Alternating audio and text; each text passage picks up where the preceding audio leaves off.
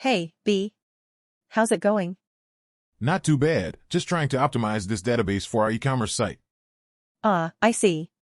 What's the issue? We're having some performance problems. The site is slow and not very responsive. Got it. Have you checked the indexes on the tables? Yeah, I've tried creating some indexes, but it doesn't seem to be helping much. What about the query execution plans? Are they optimized? I haven't looked at those yet. Do you think that could be the issue? It's possible. With queries that are running slow, you should take a deeper look at the execution plans to see if there are any inefficiencies. Okay, I'll give that a shot. Thanks for the suggestion. No problem. Another thing you could look at is caching.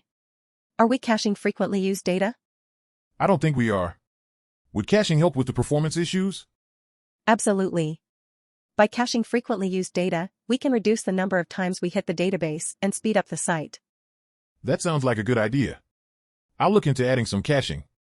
Great. And while you're at it, you might also think about partitioning the database. That could help as well. Partitioning? I'm not familiar with that. Can you explain? Sure. It's a way to split up a database table into smaller parts that can be stored across multiple servers. This can help with performance by reducing the amount of data that needs to be searched. I see. That makes sense. I'll definitely look into that too. Awesome. And one last thing, have you considered using a content delivery network? No, I haven't. What's that? It's a network of servers located around the world that can cache and serve content for our site. This can help reduce the load on our servers and speed up the site for users. Wow, that sounds like a powerful tool. I'll definitely look into that. Yeah, it's very useful. And with all of these optimizations in place, hopefully we can improve the speed and user experience on our e-commerce site. Thanks for all of your suggestions. Hey, I'm feeling much more confident about tackling these performance issues now. No problem, B. Glad I could help. Hey B, have you heard about ISO 27001 risk treatment? I'm trying to figure it out. Of course, my friend. It's all about managing risk and making sure that sensitive information stays secure. That sounds important. How can we apply it in our company? Well, we can start by identifying potential threats and vulnerabilities. Then, we can figure out how to either mitigate or accept the risk. So, if I understand correctly, we need to figure out what can go wrong and what we can do to prevent it, right? Exactly. We need to do a risk assessment and figure out which controls we need to implement to address the risks. That sounds like a lot of work. What if we just ignore the risks and hope for the best? Laughs, that's not a good idea, my friend.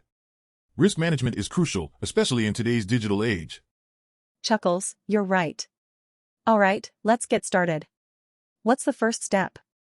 First, we need to identify all of the assets that need to be protected.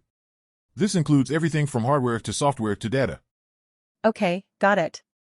Then what? Next, we need to analyze the risks associated with each asset.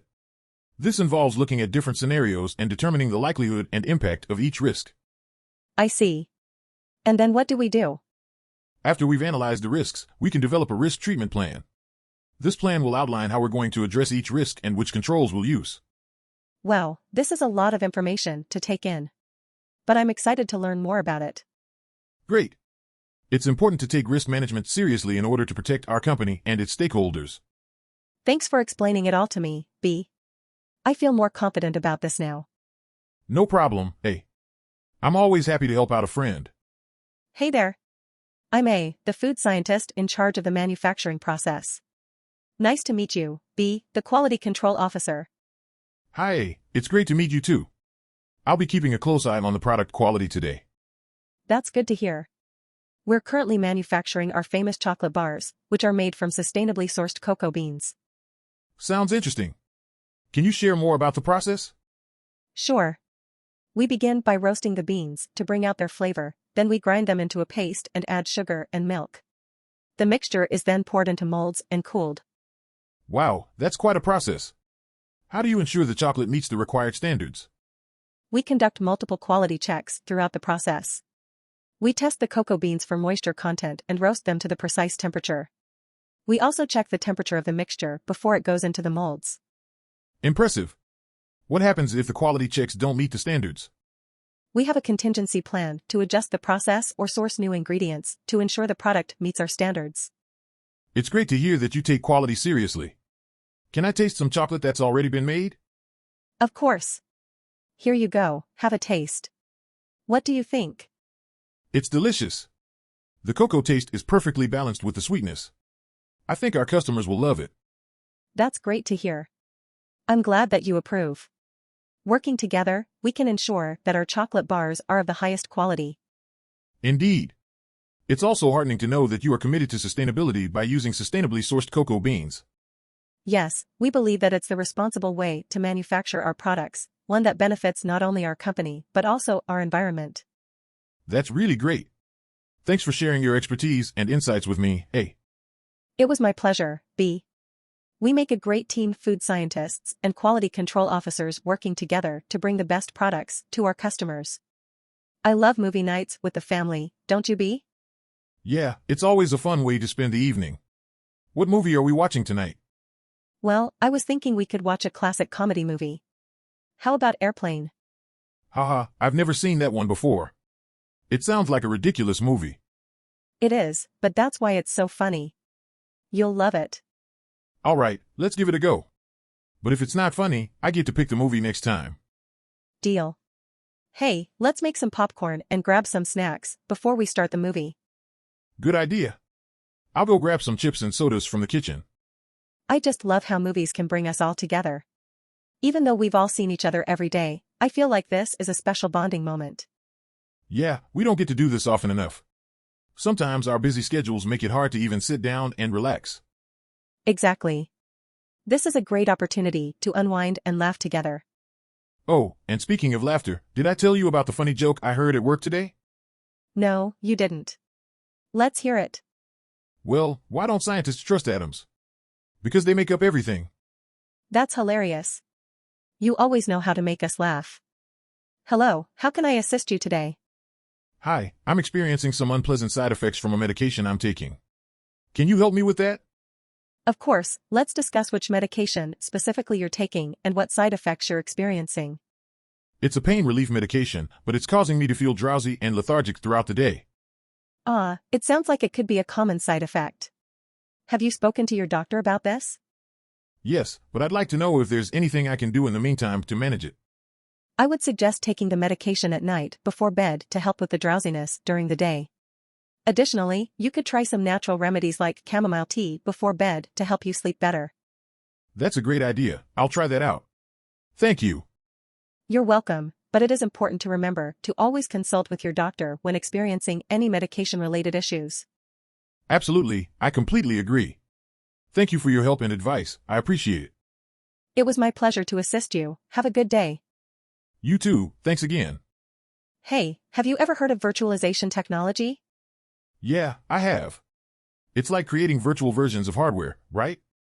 You got it. It's a way to maximize the use of computer resources by creating multiple virtual machines. So instead of buying separate machines, we can just create virtual ones on our existing hardware. Exactly. And it can help reduce energy costs and increase efficiency. That sounds pretty cool. How does it work exactly? Basically, you have a software layer called a hypervisor that creates and manages the virtual machines. So it's like a virtual manager for the virtual machines? Yes, exactly. And it allows multiple virtual machines to run on a single physical machine. Wow, I can see how that would be really useful for businesses. Definitely. It can help cut down on hardware costs and make it easier to manage resources. Are there any downsides to virtualization technology? Well, sometimes there can be performance issues if too many virtual machines are running on one physical machine. I see. So you have to be careful not to overdo it. Right, but overall, it's a great tool for optimizing computer resources. That's really interesting. Thanks for explaining it to me. No problem. It's always fun to talk tech. Hey B, good to see you. Let's talk about the music player we're designing. Yeah, I'm excited too. So what ideas do you have in mind? Well, I was thinking of having a clean and simple interface for easy navigation. I totally agree. We want the user to have a seamless experience. Right, and maybe we could have a personalized playlist feature as well. That's a great suggestion. How about having a smart algorithm that recommends songs based on what the user likes? Perfect. And if we add a feature that lets users share their playlists with friends, that could be a game changer. Ooh, I like that. But we need to make sure the sharing feature is easy to use and visually appealing. Definitely. We could even add a comment section to encourage users to discuss their favorite tracks. Yes. And what about adding lyrics for songs too? It'll help users understand the music on a deeper level. Great idea. We could also have a feature that lets users save their favorite lyrics. And what about a feature that saves a playlist offline so the user can play music when they don't have an internet connection? Yes, we should definitely consider that. We want our users to be able to enjoy their music anytime, anywhere. Agreed. I think we're on track to designing the perfect music player. Yeah, one that's easy to navigate and visually appealing. And one that has innovative features that keep the user engaged. Exactly. Let's keep brainstorming and make this the best music player out there. I'm excited to work on this project with you. Let's make it happen. Have you ever tried halacas? Halacas? What is that? It's a traditional dish popular in Venezuela during the holidays. It's like a tamale filled with beef, pork, chicken, olives, and raisins, wrapped in plantain leaves. It sounds interesting. Is it spicy? It can be, but not really. You can adjust the spice level to your liking. Great, I can't handle too much spice. How do you eat it? With your hands or utensils? You can eat it with your hands, but I prefer to use a fork and knife. Is it difficult to make? It can be a bit time-consuming, but it's not too difficult. The tricky part is wrapping it properly in the plantain leaves. I'm intrigued. Do you have any tips on where to find the best halacas? If you're ever in Venezuela, you can find it everywhere. But there are also some restaurants and food trucks that sell it. Just look for Venezuelan cuisine. Okay, I will definitely try it next time. You won't regret it. I promise, halacas are worth it. It sounds like a fun way to experience a new culture. I'm excited to try it. Let me know when you do. I want to know what you think. Good morning, B. How are you today? I'm doing well, thank you. How about you? Can't complain. So, let's jump right into the design project. Have you thought more about the color scheme? Yes, I have. I was thinking more along the lines of a tropical theme. Oh, I like it.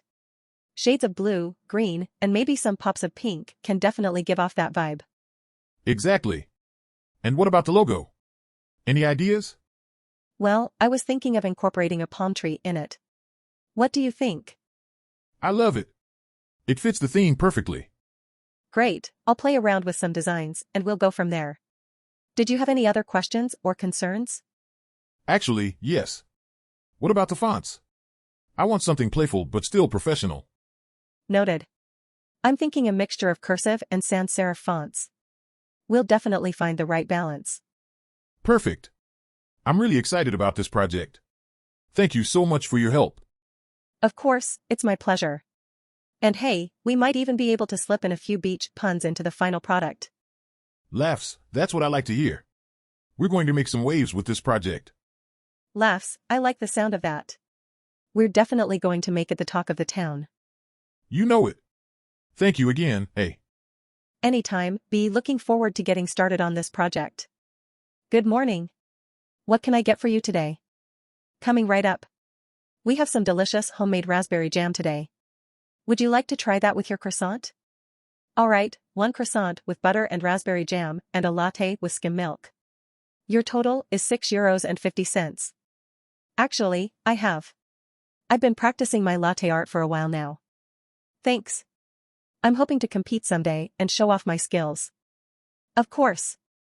Germany didn't make it very far, unfortunately. Absolutely. I'm a big FC Bayern Munich fan myself. How about you? Alright, your croissant and latte are ready. Enjoy your breakfast. You too. Thanks for stopping by. Hey B, how's it going? I'm excited to talk to you about our project. Hi, doing great thanks. Yes, I've been looking forward to this conversation too. So, let's talk about how we can use IoT technology to track and monitor the entire logistics process. Definitely. We can place sensors on shipping containers and trucks to monitor temperature, humidity, and location in real time. That's a great idea. And with that data, we can optimize the routes and identify any potential issues. Right, and we can also use RFID tags on packages to track their movement and prevent loss or theft. Perfect.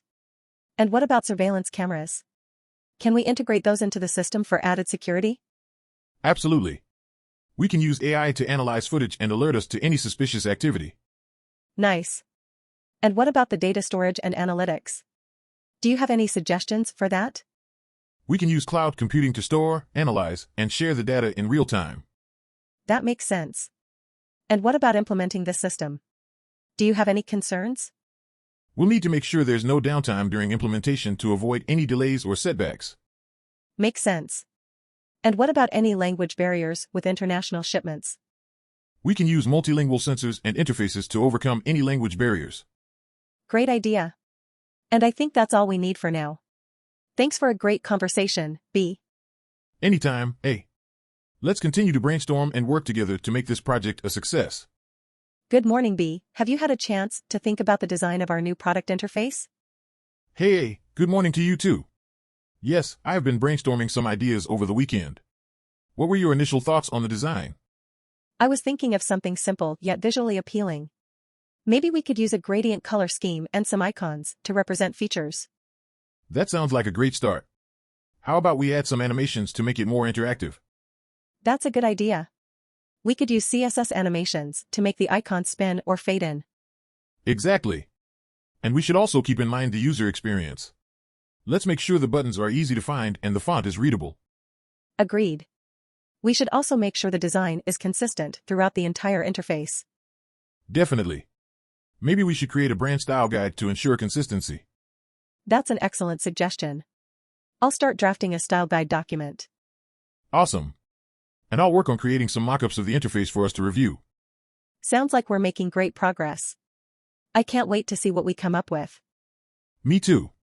I'm excited to work on this project with you, A. Hey there, how's your day going? Not too bad, thanks for asking. What brings you to Atlanta? I'm here for a business conference, but I'm hoping to squeeze in some sightseeing while I'm here. Have you got any recommendations? Definitely check out the Georgia Aquarium if you get the chance. It's one of the best aquariums in the world. Sounds great, thanks for the tip. How long have you been a taxi driver? About 10 years now. I love being able to meet new people every day and hear their stories. That's really cool. Do you have any memorable stories from your time as a taxi driver? Oh yes, too many to count. One time a passenger left their parrot in the back seat and I had to return it to them. Laughs, that's crazy. I'll have to be careful not to forget anything in here. No worries, I'll keep an eye out for you. Is there anything else you're looking forward to during your time in Atlanta? I heard the food scene here is amazing, so I'm excited to try some new restaurants. Definitely. There's a place nearby that serves the best fried chicken in town. You should give it a try. Sounds like a plan. Thanks for being so helpful, you really know this city well. It's my pleasure. I love showing visitors around and making sure they have a great experience. Good afternoon. I'm the database administrator for this healthcare company. Nice meeting you. Hi. I'm a software engineer. I heard you're working on building a database system for medical records. Yes, we're creating a system to safely store medical records. We need to make sure that all patient information is secure. Of course. We should make sure that the system is password protected and has strong encryption. Agreed. We also need to make sure that access to patient records is limited to authorized personnel. How about using role-based access control and two-factor authentication methods? That's a good idea. It will add another layer of security to the system. But we need to be careful not to make it too complicated for users. Yes, we should simplify the user interface and make it easy to understand. By the way, how much storage capacity do we need for this system? We're expecting to store a large amount of data, both scanned documents and digital records. We should plan for at least 1 petabyte of storage. Wow, that's a lot. We might need to consider using a distributed database system to handle that much data. Definitely. It will also help with redundancy and backup. We don't want to lose any data in the event of a disaster. Speaking of which, we should have a disaster recovery plan in place. It's important to have backup systems and data recovery procedures. Yes, we should have a backup database system located in a separate geographical area. That way, we can ensure that our data is safe even in the event of a catastrophe. Sounds good.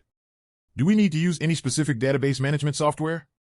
We have been using Oracle, but we're also open to using other software if it meets our requirements. I agree. We should research other options to see if there are any better solutions out there. Great, let's get started on the research and development. We'll work together to create a top-notch system. Absolutely. It's a pleasure working with you, eh? Let's build the best system possible to keep our clients' information safe and secure. Hey there. As a front-end engineer, I'm constantly concerned about website performance. How about you, B, as a website testing engineer? Yes, indeed. I work hard to ensure the website functions properly before it goes live. What methods do you suggest to optimize website speed? One of the most effective ways is to minimize HTTP requests. We can combine scripts and style sheets, and use image sprites. Do you have any other suggestions? I agree with that. A CDN or content delivery network can also boost site speed by serving content from multiple servers. Have you considered that? That's a good point too. In addition, we can compress files and reduce the size of images. Great idea. Another thing we can do is use a caching system to store frequently accessed data for quick retrieval. Definitely, that would make the site run much faster. And how about testing website performance? What kind of methods do you use? It's important to simulate a real user experience, so we conduct load testing to see how the website handles traffic. We also use performance testing tools to measure website response time. That sounds useful. In addition, we can test the website on various devices and browsers to ensure compatibility. Yes, that's crucial. And for e-commerce sites, we need to conduct security testing to avoid any potential threats. Agreed. It's important to maintain the security of sensitive data, such as login credentials and payment information. It's been great discussing this with you, A. I appreciate this conversation. Likewise, B. It's always beneficial to have different perspectives and ideas. Hi there. I'm excited for today's rehearsal.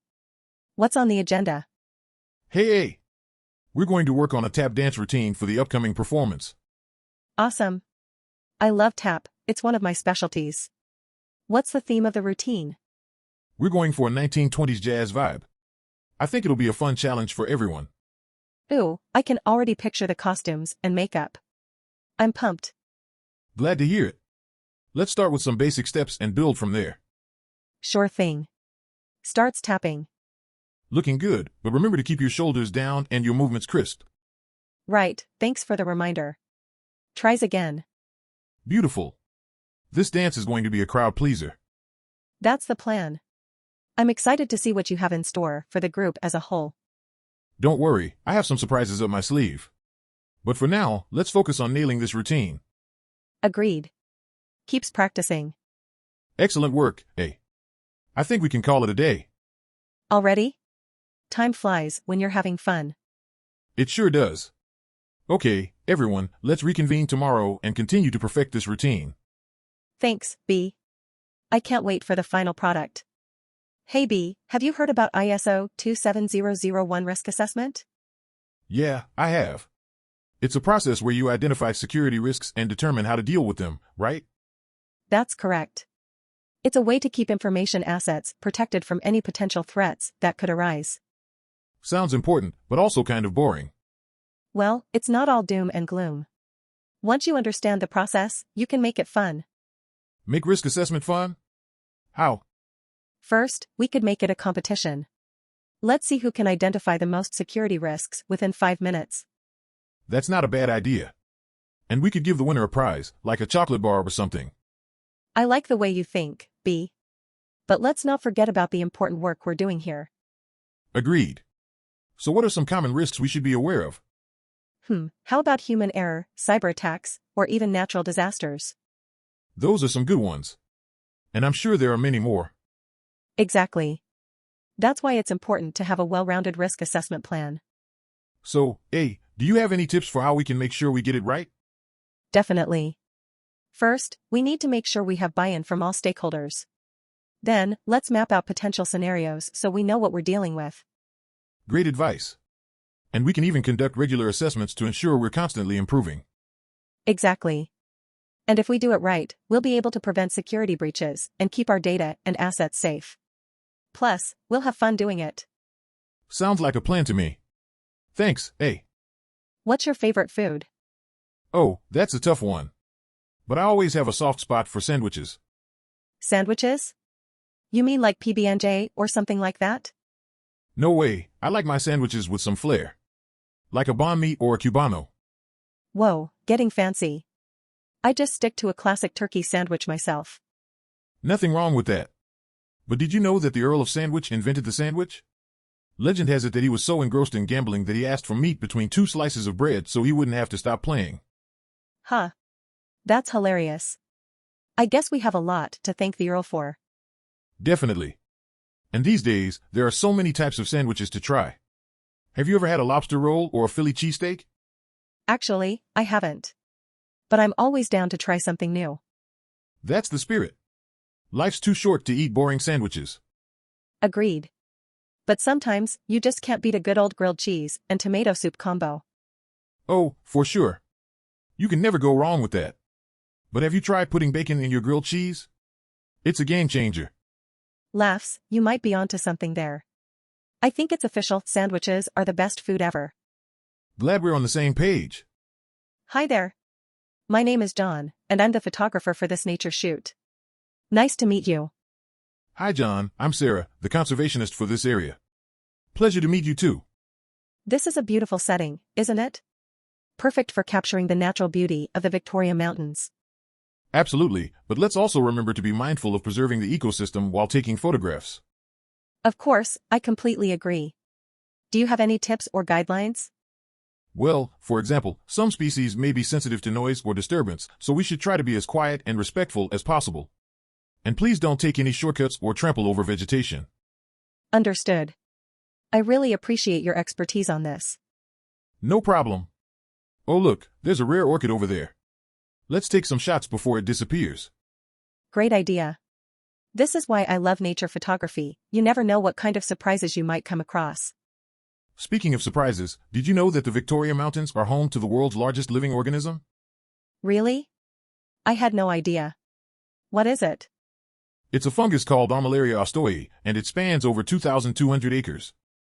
That's fascinating. I'll have to capture it on camera.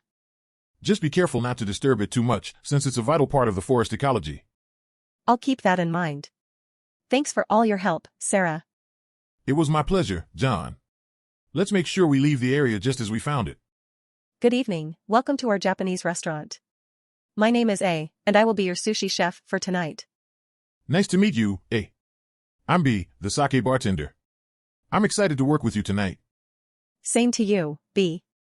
Let's get started. What would you like to serve first? How about we start with some edamame? The perfect appetizer for sake. Great idea. I'll prepare the edamame while you pour our first round of sake. Sounds like a plan. So, A, how long have you been working as a sushi chef? I've been making sushi for about 10 years now. It's been quite the journey, but I absolutely love it. That's amazing. Your love for sushi definitely shows in your work. So, what's your personal favorite type of sushi to make? That's a tough one. I'd have to say my favorite is the classic salmon roe sushi. It's simple yet so flavorful. Ah, yes. I love salmon roe too. It's so satisfying to pop in your mouth. Speaking of satisfying, have you tried our signature sake cocktail yet? I have not. What's in it? It's a mix of sake, peach liqueur, and fresh peach juice. It's refreshing and sweet. Perfect for summer. That sounds delicious. I'll have to try it when we finish preparing these orders. Definitely do. So, what do you like to do outside of work, eh? I enjoy hiking and practicing martial arts. Keeps me active and centered. Oh, that's really cool. Do you have any favorite spots to hike around Shanghai? Definitely the Shishan National Forest Park. It's a great escape from the city and has amazing scenery. That sounds amazing. I'll have to try it someday. All right, our orders are ready for serving. Let's wow our guests with our skills and delicious food. Agreed. Let's do this, B. Hi there, good to see you again. How's it going? Good, thanks. Busy with a new project at work, as usual. So, what brings you to the law office today? Well, we're working on a new software product and our team has been discussing patent protection and intellectual property rights. Ah, I see. That's a smart move. What are some of the concerns you have? Mostly just making sure that our ideas are protected and we don't run into any legal issues down the road.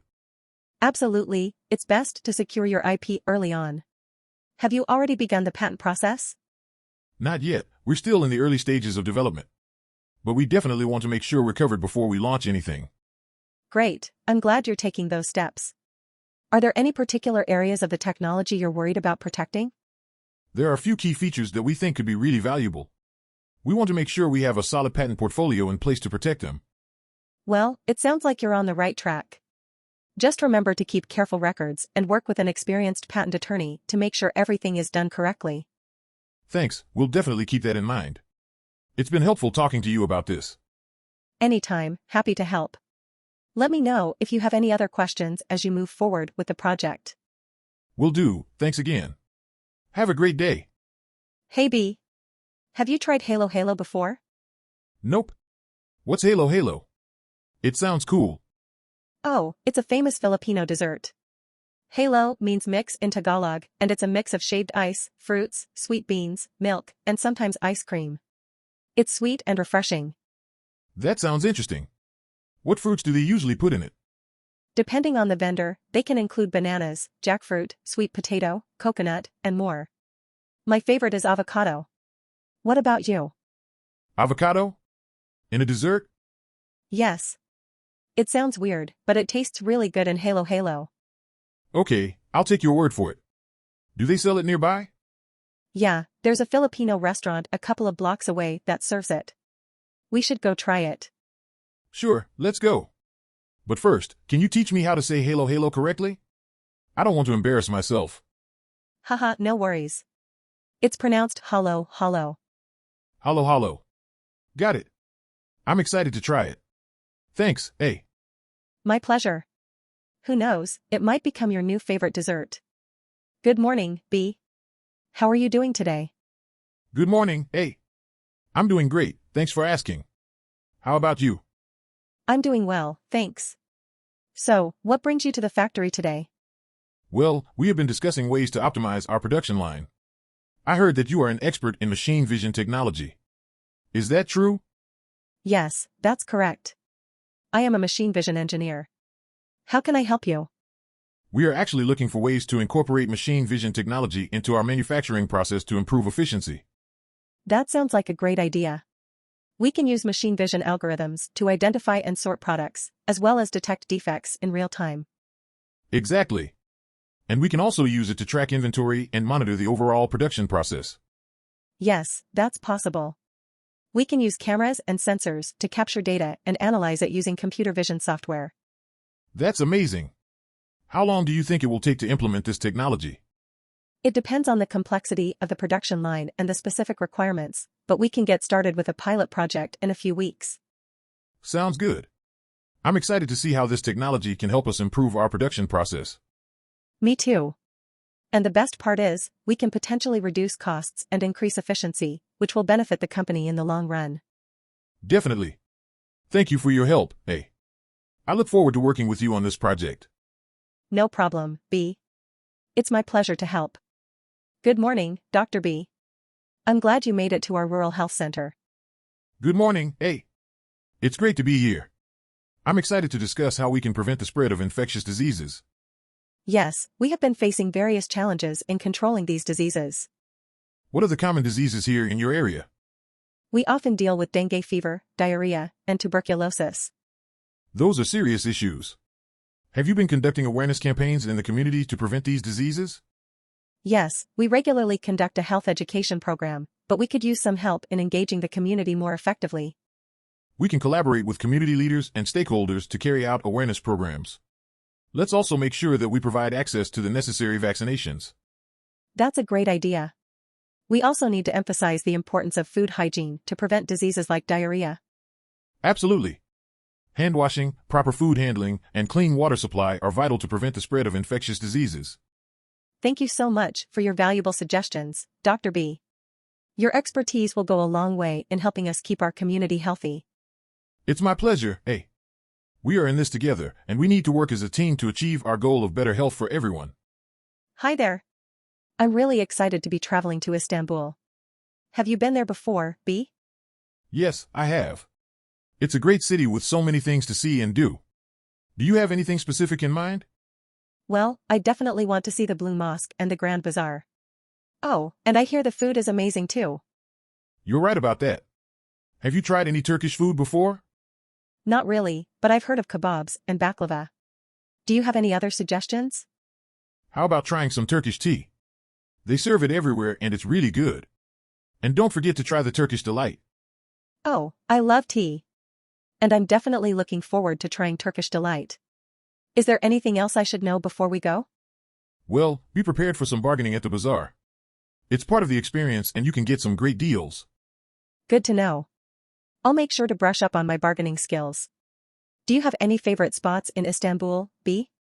I really enjoy walking along the Bosphorus and taking in the views. And there are some great rooftop bars with amazing views of the city. That sounds lovely. I'm really excited for this trip. Thank you for the recommendations, B. No problem. Enjoy your time in Istanbul. Hi there.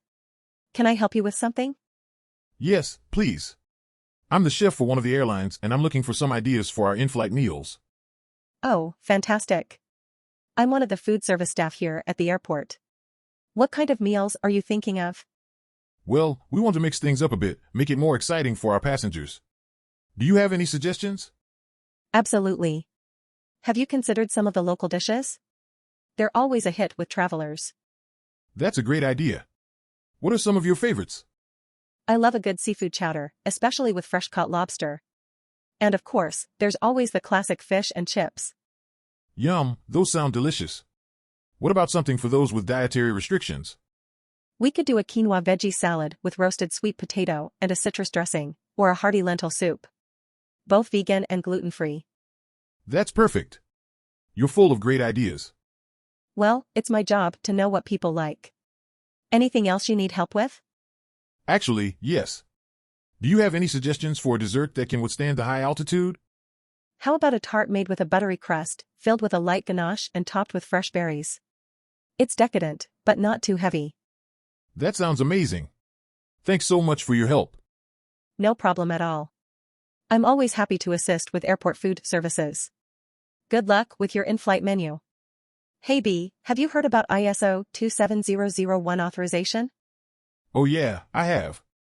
It's like getting a gold star for cybersecurity, right? That's right. It's an internationally recognized certification for information security management. So, what does it take to get this gold star? Well, it involves a lot of hard work and dedication to make sure that your company's information is kept secure and confidential. Sounds serious. But hey, at least we get to tell everyone that we're certified super spies, right? Haha, I like your enthusiasm. But really, ISO 27001 authorization helps us gain credibility and trust from our clients and partners. That makes sense. It's like a badge of honor for our company. Exactly.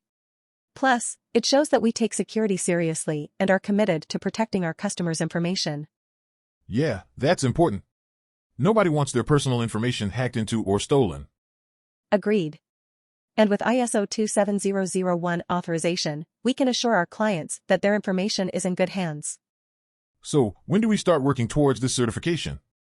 Well, we can start by conducting risk assessments, implementing security policies, and establishing regular security maintenance procedures.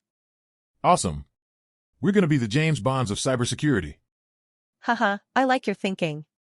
Let's get started on our mission to become ISO 27001 authorized.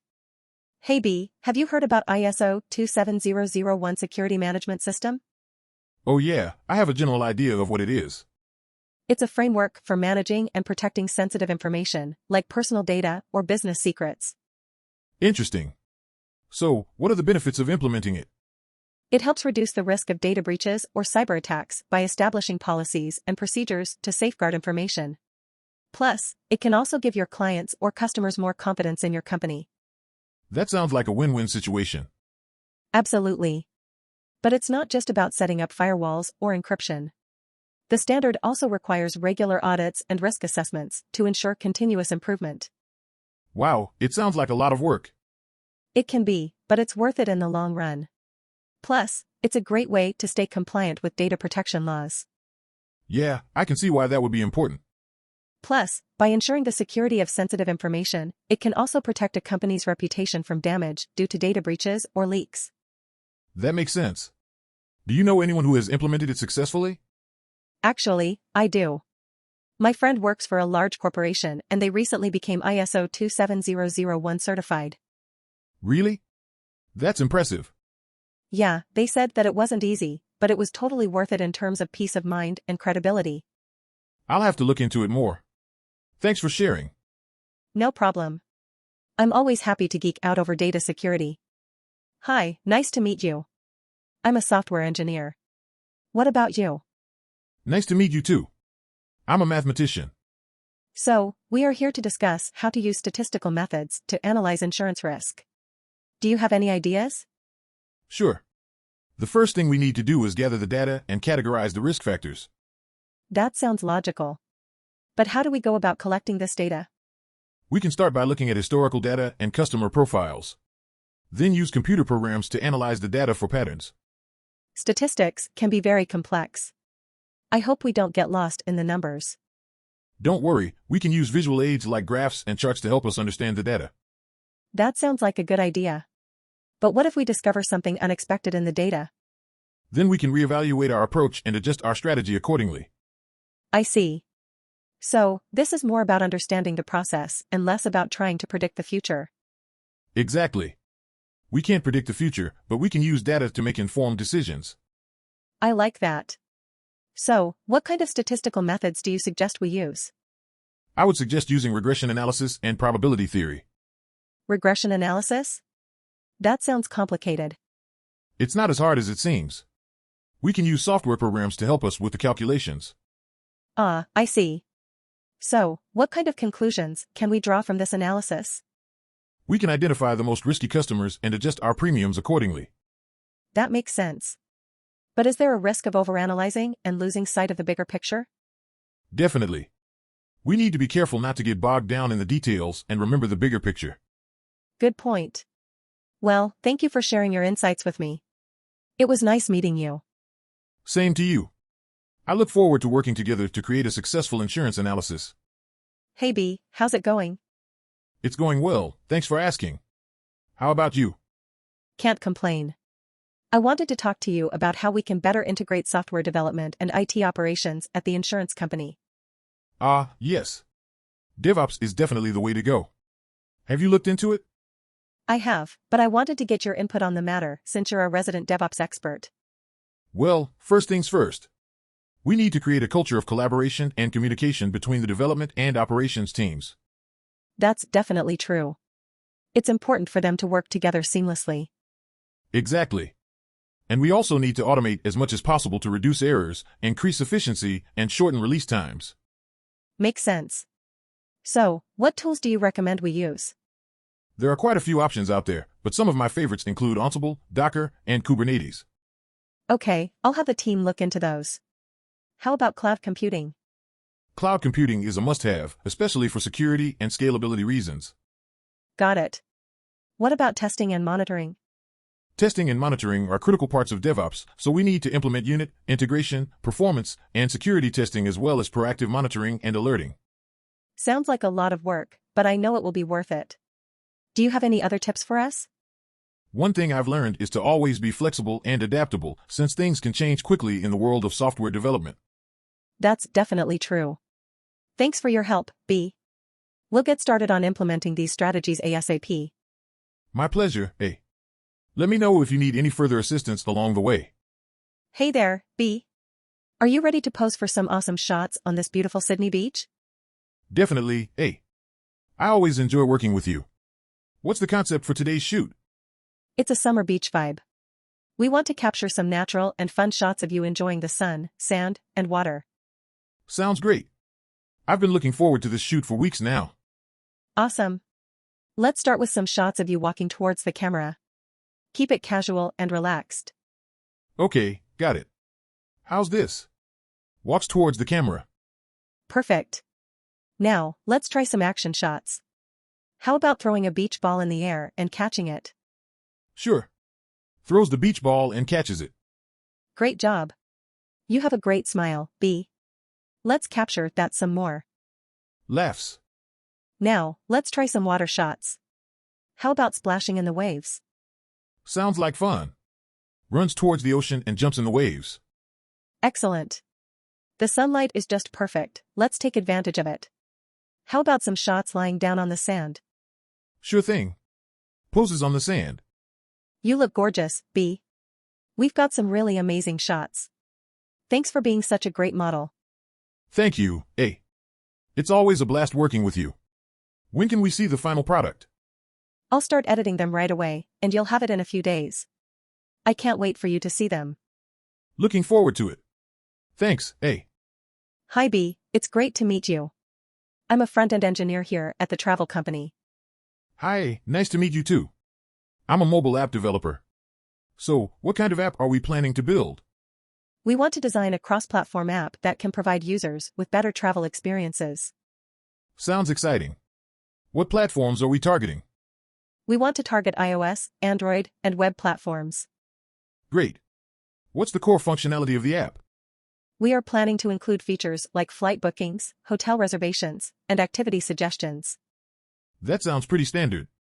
Are there any innovative ideas that we can add to the mix?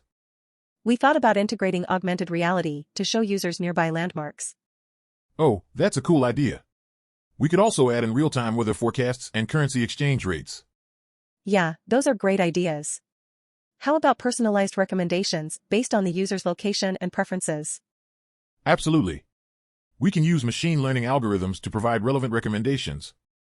That's fantastic. What about security and privacy concerns? We need to ensure that users' personal information is stored securely and make sure that the app complies with data privacy laws. Good point. We also need to consider the app's performance and scalability. Yes, we can use cloud-based services to ensure that the app can handle a large number of users. It seems like we have a solid plan. When do you think we can start building the app? Let's start with the design phase first, and then move on to development. We can set some milestones to keep track of our progress. Sounds like a plan. I'm excited to work with you on this project. Me too. Let's make this app the best travel app out there. Hey B, have you tried the kimchi soup here? It's one of our specialties. Actually, I haven't. How spicy is it? It's not too spicy, but it definitely has a kick to it. Want me to bring you a bowl to try? Sure, I'll give it a shot. Anything to warm me up in this chilly weather. Speaking of the weather, it's pretty cold today. I hope our guests can stay warm and enjoy their meal. Yeah, we've got a big group coming in for a business lunch. Let's make sure we give them the best service we can. Don't worry, I've got the kitchen under control. And you're always great with customers, B. Thanks, A. You know what, I have a funny joke to tell them. Why did the tomato turn red? Why? Because it saw the salad dressing. Laughs. Laughs, that's a good one. I'm sure they'll love it. Speaking of salads, remind me to ask the kitchen for some extra carrots. One of our customers asked for a vegetable-heavy dish. Sure thing. I'll make a note of it. And while we're at it, let's check on those dumplings we have steaming. Good idea. They're smelling so good, I don't know how I'm going to resist sneaking one. Laughs, I don't blame you. They are pretty tasty. But let's make sure we save them for the guests. Fine, fine. But if we have any leftover, you know where to find me. Laughs, deal. All right, let's go make sure everything is perfect for our guests. Sounds like a plan. Let's do this. Hi, welcome to our school. I'm glad you could join me today to talk about teaching kids the importance of agriculture. Great. One idea I have is to take them on a field trip to a local farm. There, they can see firsthand how crops are grown and animals are raised. Yes, that's a great suggestion. It's important to show them that agriculture is not just about food production, but also about hard work and dedication. That's a great idea. And we could have some fun with it by having them make dishes using those crops and then having a taste test. I love that idea. It's important for them to understand that agriculture not only provides food for people but also helps the community as a whole. Yes, that's a great lesson for them to learn. Plus, it helps the environment if we reduce the distance our food travels before it gets to our plates. Yes, it's important for them to understand the impact of their food choices. And we can encourage them to make healthier choices by choosing fresh, whole foods. Me too. Thank you for your great ideas and for being a part of this effort to educate the next generation. Hey B, have you seen A's latest movie yet? Yeah, I just watched it last night. It's amazing. Really? That's great to hear. I had a lot of fun filming it, especially working with you as the director. Yeah, same here. It's always a pleasure to collaborate with talented actors like you. Thanks, B. You're too kind. But seriously, you have a great eye for directing. How do you come up with such amazing shots? Well, it's all about storytelling. I try to convey the emotions and message of the story through the visuals. That makes sense. And your methods really do work. I was blown away by the visuals in our movie.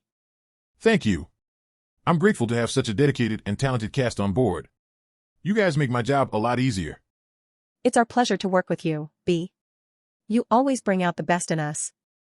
And you guys make my vision come to life. It's a team effort. Absolutely. Speaking of team effort, remember that one time during filming when we all had to improvise that one scene? Oh yeah, that was hilarious. We were all cracking up. And somehow, it turned out to be a really great scene. I guess the best moments really do happen spontaneously sometimes. Definitely. That's the magic of filmmaking. It's unpredictable, but always rewarding. Agreed. Well, it's been great catching up with you, B. I can't wait to work on another project together soon. Likewise, hey. Let's make some more movie magic soon. Good evening, sir. Welcome to our little corner of Japan in Shanghai. Thank you very much. I've heard great things about this place and I'm excited to try some of your sushi and sake. You've come to the right place. We take pride in the quality of our sushi and only use the freshest ingredients. That's good to hear. I'm particularly fond of tuna and yellowtail. Do you have any recommendations? For tuna, I recommend our akami or bluefin tuna. It's very popular among our customers. And for yellowtail, our hamachi is a must-try. Sounds delicious. And what about sake? I'm not very familiar with the different types. We have a wide variety of sake with different flavor profiles. If you're looking for something light and crisp, I suggest trying our Jinjo sake. All right, I'll give that a try. So how long have you been a sushi chef? I've been making sushi for over a decade now. It's a very meticulous and challenging job, but I find it very fulfilling. It definitely requires a lot of skill and precision. Have you ever made any funny mistakes while making sushi? Oh yes, there was this one time when I accidentally flipped a piece of sushi and it landed on the customer's plate upside down. We both had a good laugh about it. Haha, that must have been quite an experience. And do you have any funny stories related to sake? Well, one time a customer drank a little too much sake and started singing Japanese karaoke. It was quite the performance. That sounds like a fun night. Well, thank you for the great food and hospitality.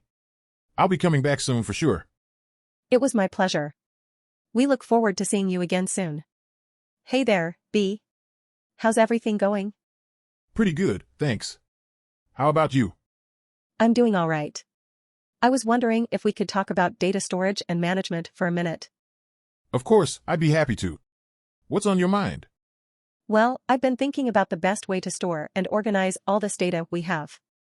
Do you have any suggestions? Actually, yeah. There are a lot of different options out there, but I've been really impressed with some of the cloud-based solutions. That's interesting. Could you tell me more about how they work? Sure thing. Basically, instead of us having to manage and maintain our own physical servers, we can use a third-party provider to store and manage all our data for us. That sounds pretty convenient. And I'm assuming there are some security measures in place to protect our data? Absolutely. These cloud providers take security very seriously and have a lot of measures in place to keep our information safe. That's good to know. Do you have a recommendation for which provider we should go with? Well, it really depends on our needs and budget. I could do some research and come back with a few options for us to consider. That would be great. Do you think we could also set up some guidelines for how we want the data to be organized and accessed? Definitely. I think it would be a good idea to have some standard naming conventions and access protocols in place. Agreed. And maybe we could also designate someone as the main point of contact for any issues or questions related to the data storage and management? That's a good idea. It would help ensure that we're all on the same page and that any issues get addressed quickly. Perfect. Thanks for your help, B. I feel a lot better about our data management now. No problem, hey. I'm always happy to help out. Hey B, how's it going? Not bad, thanks. Just trying to come up with some ideas for our next project. How about you? Same here. I was thinking we could develop an intelligent home system. What do you think? That sounds like a great idea. What features do you have in mind? Well, I was thinking about integrating voice-activated controls for lighting, air conditioning, and entertainment systems. What do you think? That sounds great. We could also incorporate sensors to monitor temperature and humidity to create personalized climate control. Good idea. And what about remote access, controls from your smartphone or tablet? Absolutely. We could program the system to allow remote control from anywhere in the world with an internet connection. That's perfect. As developers, we also have to be mindful of security. What measures do you suggest? We could implement facial recognition technology to allow for secure access to the system. In addition, we could install encryption software to protect against hacking attempts. Wow, you've really been thinking about this. I'm impressed. How about the user interface? We could design a customizable dashboard that allows users to easily access and control various features of their smart home system. That's a great concept. We also need to consider energy efficiency. How would our system be eco-friendly? We could incorporate smart energy management features to optimize energy efficiency. For example, the system can monitor energy usage patterns of different devices and suggest ways to reduce energy consumption. Excellent point. Finally, what about expandability? How can we ensure that the system is easily expandable in the future? We could use a modular architecture for the system, allowing for seamless integration of additional devices and features. Additionally, we could develop a robust API for future third-party integrations.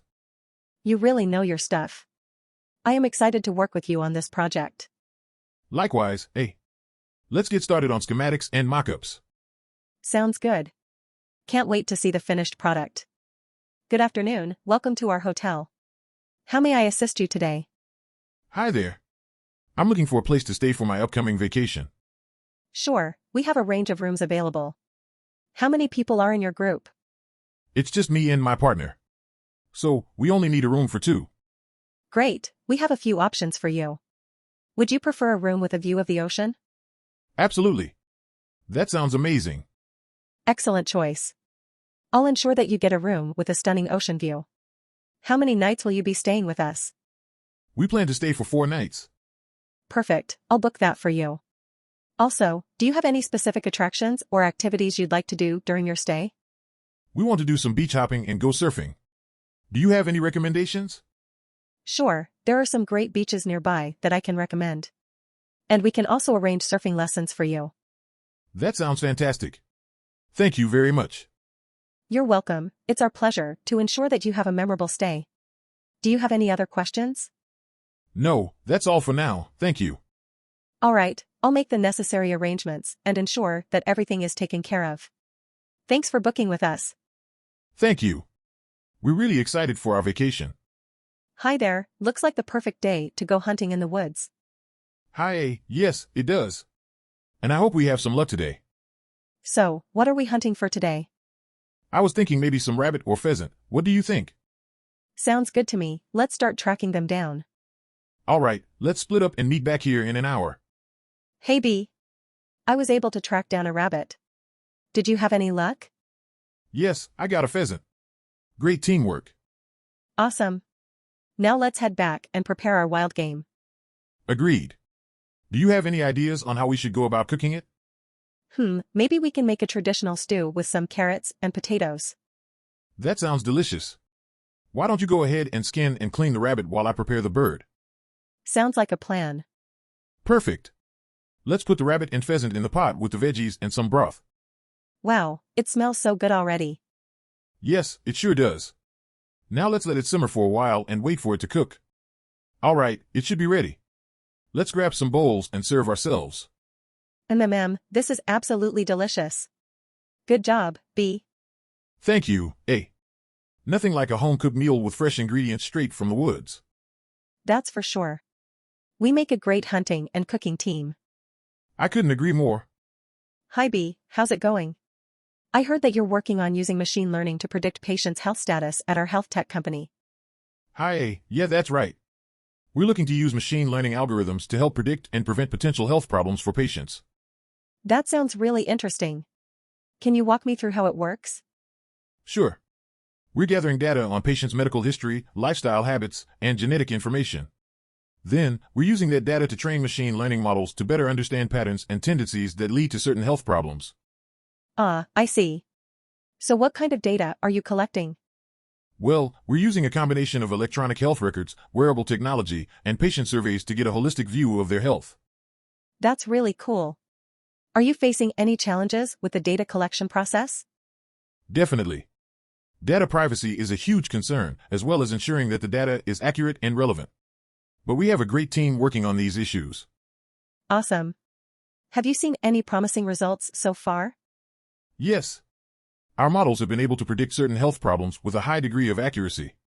We're constantly refining the models and adding new data to improve our predictions even more.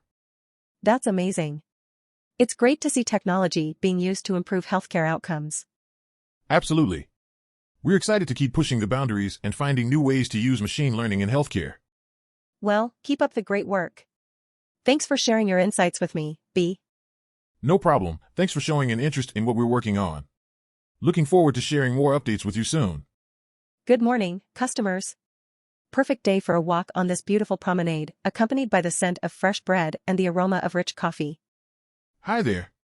The smell of your bread is making me crave a delicious croissant with butter and jam. We've got you covered.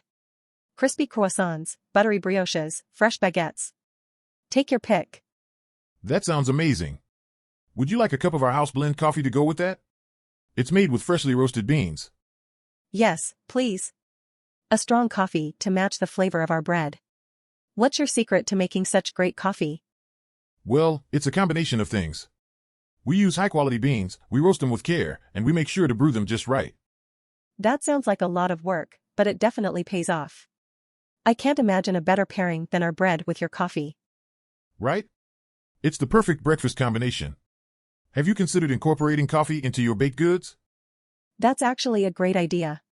Maybe a coffee-infused brioche? Or a bread pudding with an espresso glaze? Now we're talking. Let's team up and create some amazing new recipes. Sounds like a plan. The possibilities are endless. I think we're going to have a very successful collaboration. I couldn't agree more. We'll have everyone in the city coming back for more. Thanks for the fantastic idea. Hey, have you been to Cairns before? Yeah, I went there last year. Have you been? No, not yet. But I heard that there are some cultural differences between Cairns and other parts of Australia. Do you know anything about that? Yeah, there are actually quite a few things to keep in mind. For example, the indigenous people of Cairns have a strong presence and their customs should be respected. Right, I've heard about the Aboriginal culture. Is there anything specific to their language that I should know about? They have their own dialects and languages, but most people in Cairns speak English fluently. Just be mindful of how you communicate and try to avoid any offensive comments. Got it. What about the food? Is there anything unique to Cairns cuisine? Oh yeah, definitely. There's tropical fruits like mangoes and papayas, as well as seafood like barramundi and prawns. And you can't leave without trying some kangaroo meat. Kangaroo meat? That's interesting. Is it good? It's definitely an acquired taste, but it's worth trying at least once. And the beer in Cairns is pretty good too. You have to check out the local breweries. Sounds like a plan. What about the weather? I know Cairns is in the tropical north, so it must be pretty hot, right? Yeah, it can get pretty humid. Just make sure to pack light clothing and stay hydrated. And don't forget the sunscreen. I'll keep that in mind. So overall, what would you say is the most important thing to keep in mind when visiting Cairns? Definitely be respectful of the culture and customs. And don't be afraid to try new things. Cairns is a unique and beautiful place, and there's so much to explore. Thanks for the tips, I'm really excited to visit now. No problem, have a great trip. Hi there, I'm A the dumpling maker. Nice to meet you. Hi A, I'm B the bartender. Likewise, nice to meet you. So, what's the drink of the day? Well, I'd recommend our special Shanghai cocktail. It's got a gingery kick. That sounds delicious. And for the dumplings, have you tried our new truffle and pork belly filling? Oh, stop it, you're making me hungry. I prefer the classic pork and leek filling myself. Each to their own, I totally get that one. You must see all sorts of people coming in here. Anything interesting happen lately? Haha, yeah, a few weirdos, but mostly normal folks. Although, we did have a guy who kept insisting he was allergic to alcohol. That must have been a fun one to deal with. So, tell me something about yourself, B. What do you do for fun? I'm a big fan of karaoke, actually. I belt out some classic ballads when I'm off the clock. Karaoke? That's unexpected, but hey, we all have our hidden talents. I bet you get some great discounts when you come in a karaoke bar. Haha, I wish. Unfortunately, I'm not that well connected with the karaoke scene. Hey, maybe we should organize a karaoke and dumpling party night here in the bar. That's a brilliant idea. Let's do it. Who knows, maybe we'll discover some new singing and cooking talents. Here's to new possibilities then. Cheers. Cheers. And let's make sure the dumplings flow and the singing hits all the right notes. Hey B, have you heard about ISO 27001 risk treatment? Yes, I have. It's a pretty big deal in the security management industry. That's right. I'm thinking about getting certified in it. Do you have any tips for me? Definitely. You need to understand the different types of risk treatments, like avoidance, transfer, mitigation, and acceptance. That makes sense. What about risk assessment? Well, that's a crucial part of the process. You need to identify the possible threats, vulnerabilities, and impacts of potential risks. Got it. So, how do you think companies benefit from implementing ISO 27001 risk treatment? There are a lot of advantages, like increased security, reduced incidents, improved organizational resilience, and enhanced trust from stakeholders. That sounds great. How about the challenges? Are there any downsides to it? Well, it can be time-consuming and costly to implement, especially for small organizations with limited resources. I see. Do you think I should still pursue it? Absolutely. It's a valuable skill to have in our field, and it can open up more career opportunities for you. Thanks for the advice, B. I appreciate it. Anytime. Hey, good luck with your certification. Hey B, have you heard of ISO 27001? Yeah. It's a standard for information security management systems, right? Exactly. And have you heard about data breaches? Yes, those are security incidents where sensitive information is exposed, right? Spot on. And with ISO 27001, companies can implement controls to prevent those data breaches. That's really cool. Do you know any examples of companies that have implemented ISO 27001? Yeah, I think Google and Microsoft are some of the big names. Wow, that's impressive. But what happens if a company still experiences a data breach even with ISO 27001 in place? Well, ISO 27001 requires companies to have incident response plans in place to detect, report, and mitigate any breaches. That's reassuring. But how do companies even identify vulnerabilities in the first place? Good question. Companies can conduct risk assessments to identify potential risks and vulnerabilities, and then implement controls accordingly. That makes sense. So, what should someone do if they suspect their personal information has been compromised? They should report it to the appropriate authorities and contact any potential affected parties. Got it. Well, thanks for the info, A. I'm definitely going to look more into ISO 27001. No problem, B. It's always important to stay informed about information security. Hi B, have you heard about this couple who's looking to buy a house? Yes, I have. They're quite an interesting couple. Yes, they are. Apparently, they're very picky and have a lot of specific requests. Well, that's not too surprising. Buying a house is a big decision, after all. That's true. But I heard they're also very thorough in their inspections. Really? Well, I guess they want to make sure they're getting their money's worth. Exactly. They even brought along their own measuring tape and level to check things like the walls and floors. Wow, sounds like they're not messing around. But I hope they don't get too carried away and start drilling holes in the walls. Huh. That would be quite a sight. But I think the real estate agent might have something to say about that. Speaking of the agent, have you met them yet? Yes, I have. They seem really nice and knowledgeable about the area. That's good to hear. Hopefully, they can find the couple their dream home. I hope so too.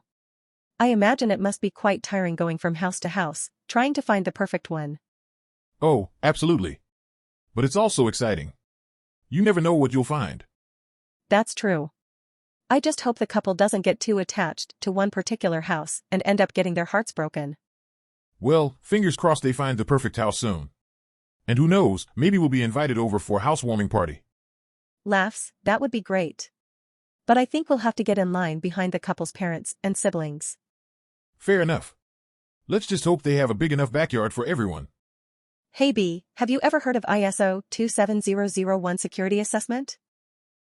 I can't say I have. What is it? It's a process to evaluate and check if an organization has proper security measures in place to protect its information assets. Ah, got it. So, it's like a security check or audit for companies? Exactly. There's a list of controls that need to be in place for certification. Do you know what kind of controls are included? Yep. Some of them are access control, information security policies, risk assessment, and incident management. Wow, that sounds like a long list. How does the assessment process work? Well, there are 2 stages. First, a preliminary review is done to assess the readiness of the organization.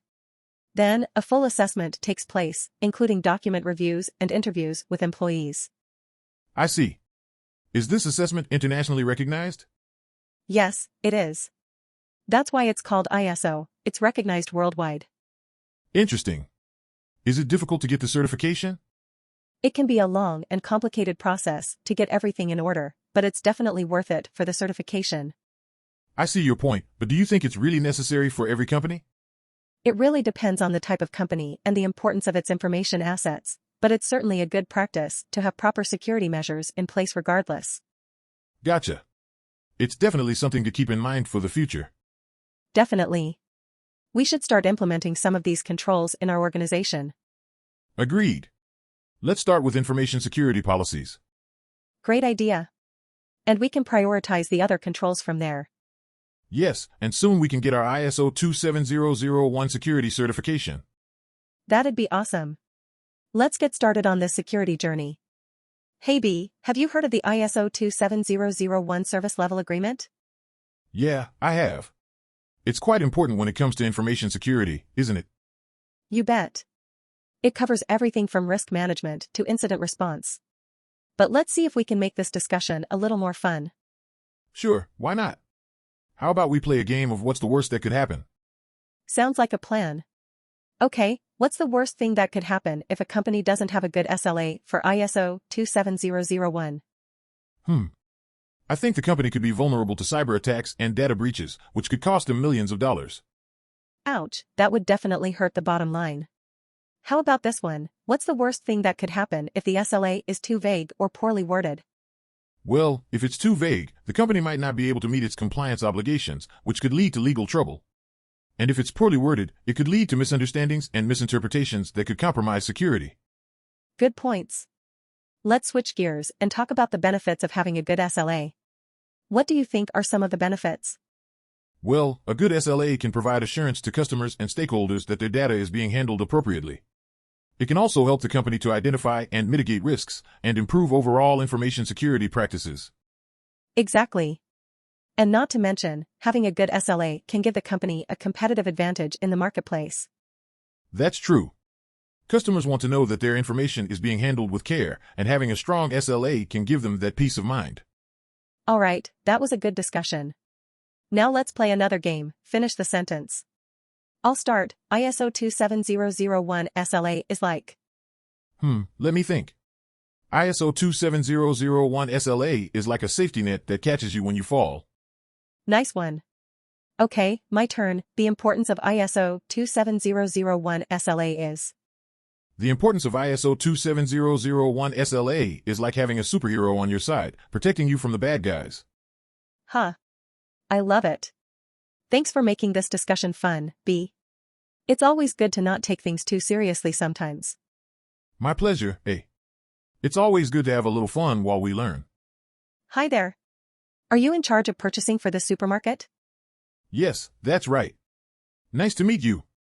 I'm always on the lookout for great products to add to our inventory. And you are? I work for the logistics team that handles the warehouse and distribution center for this store.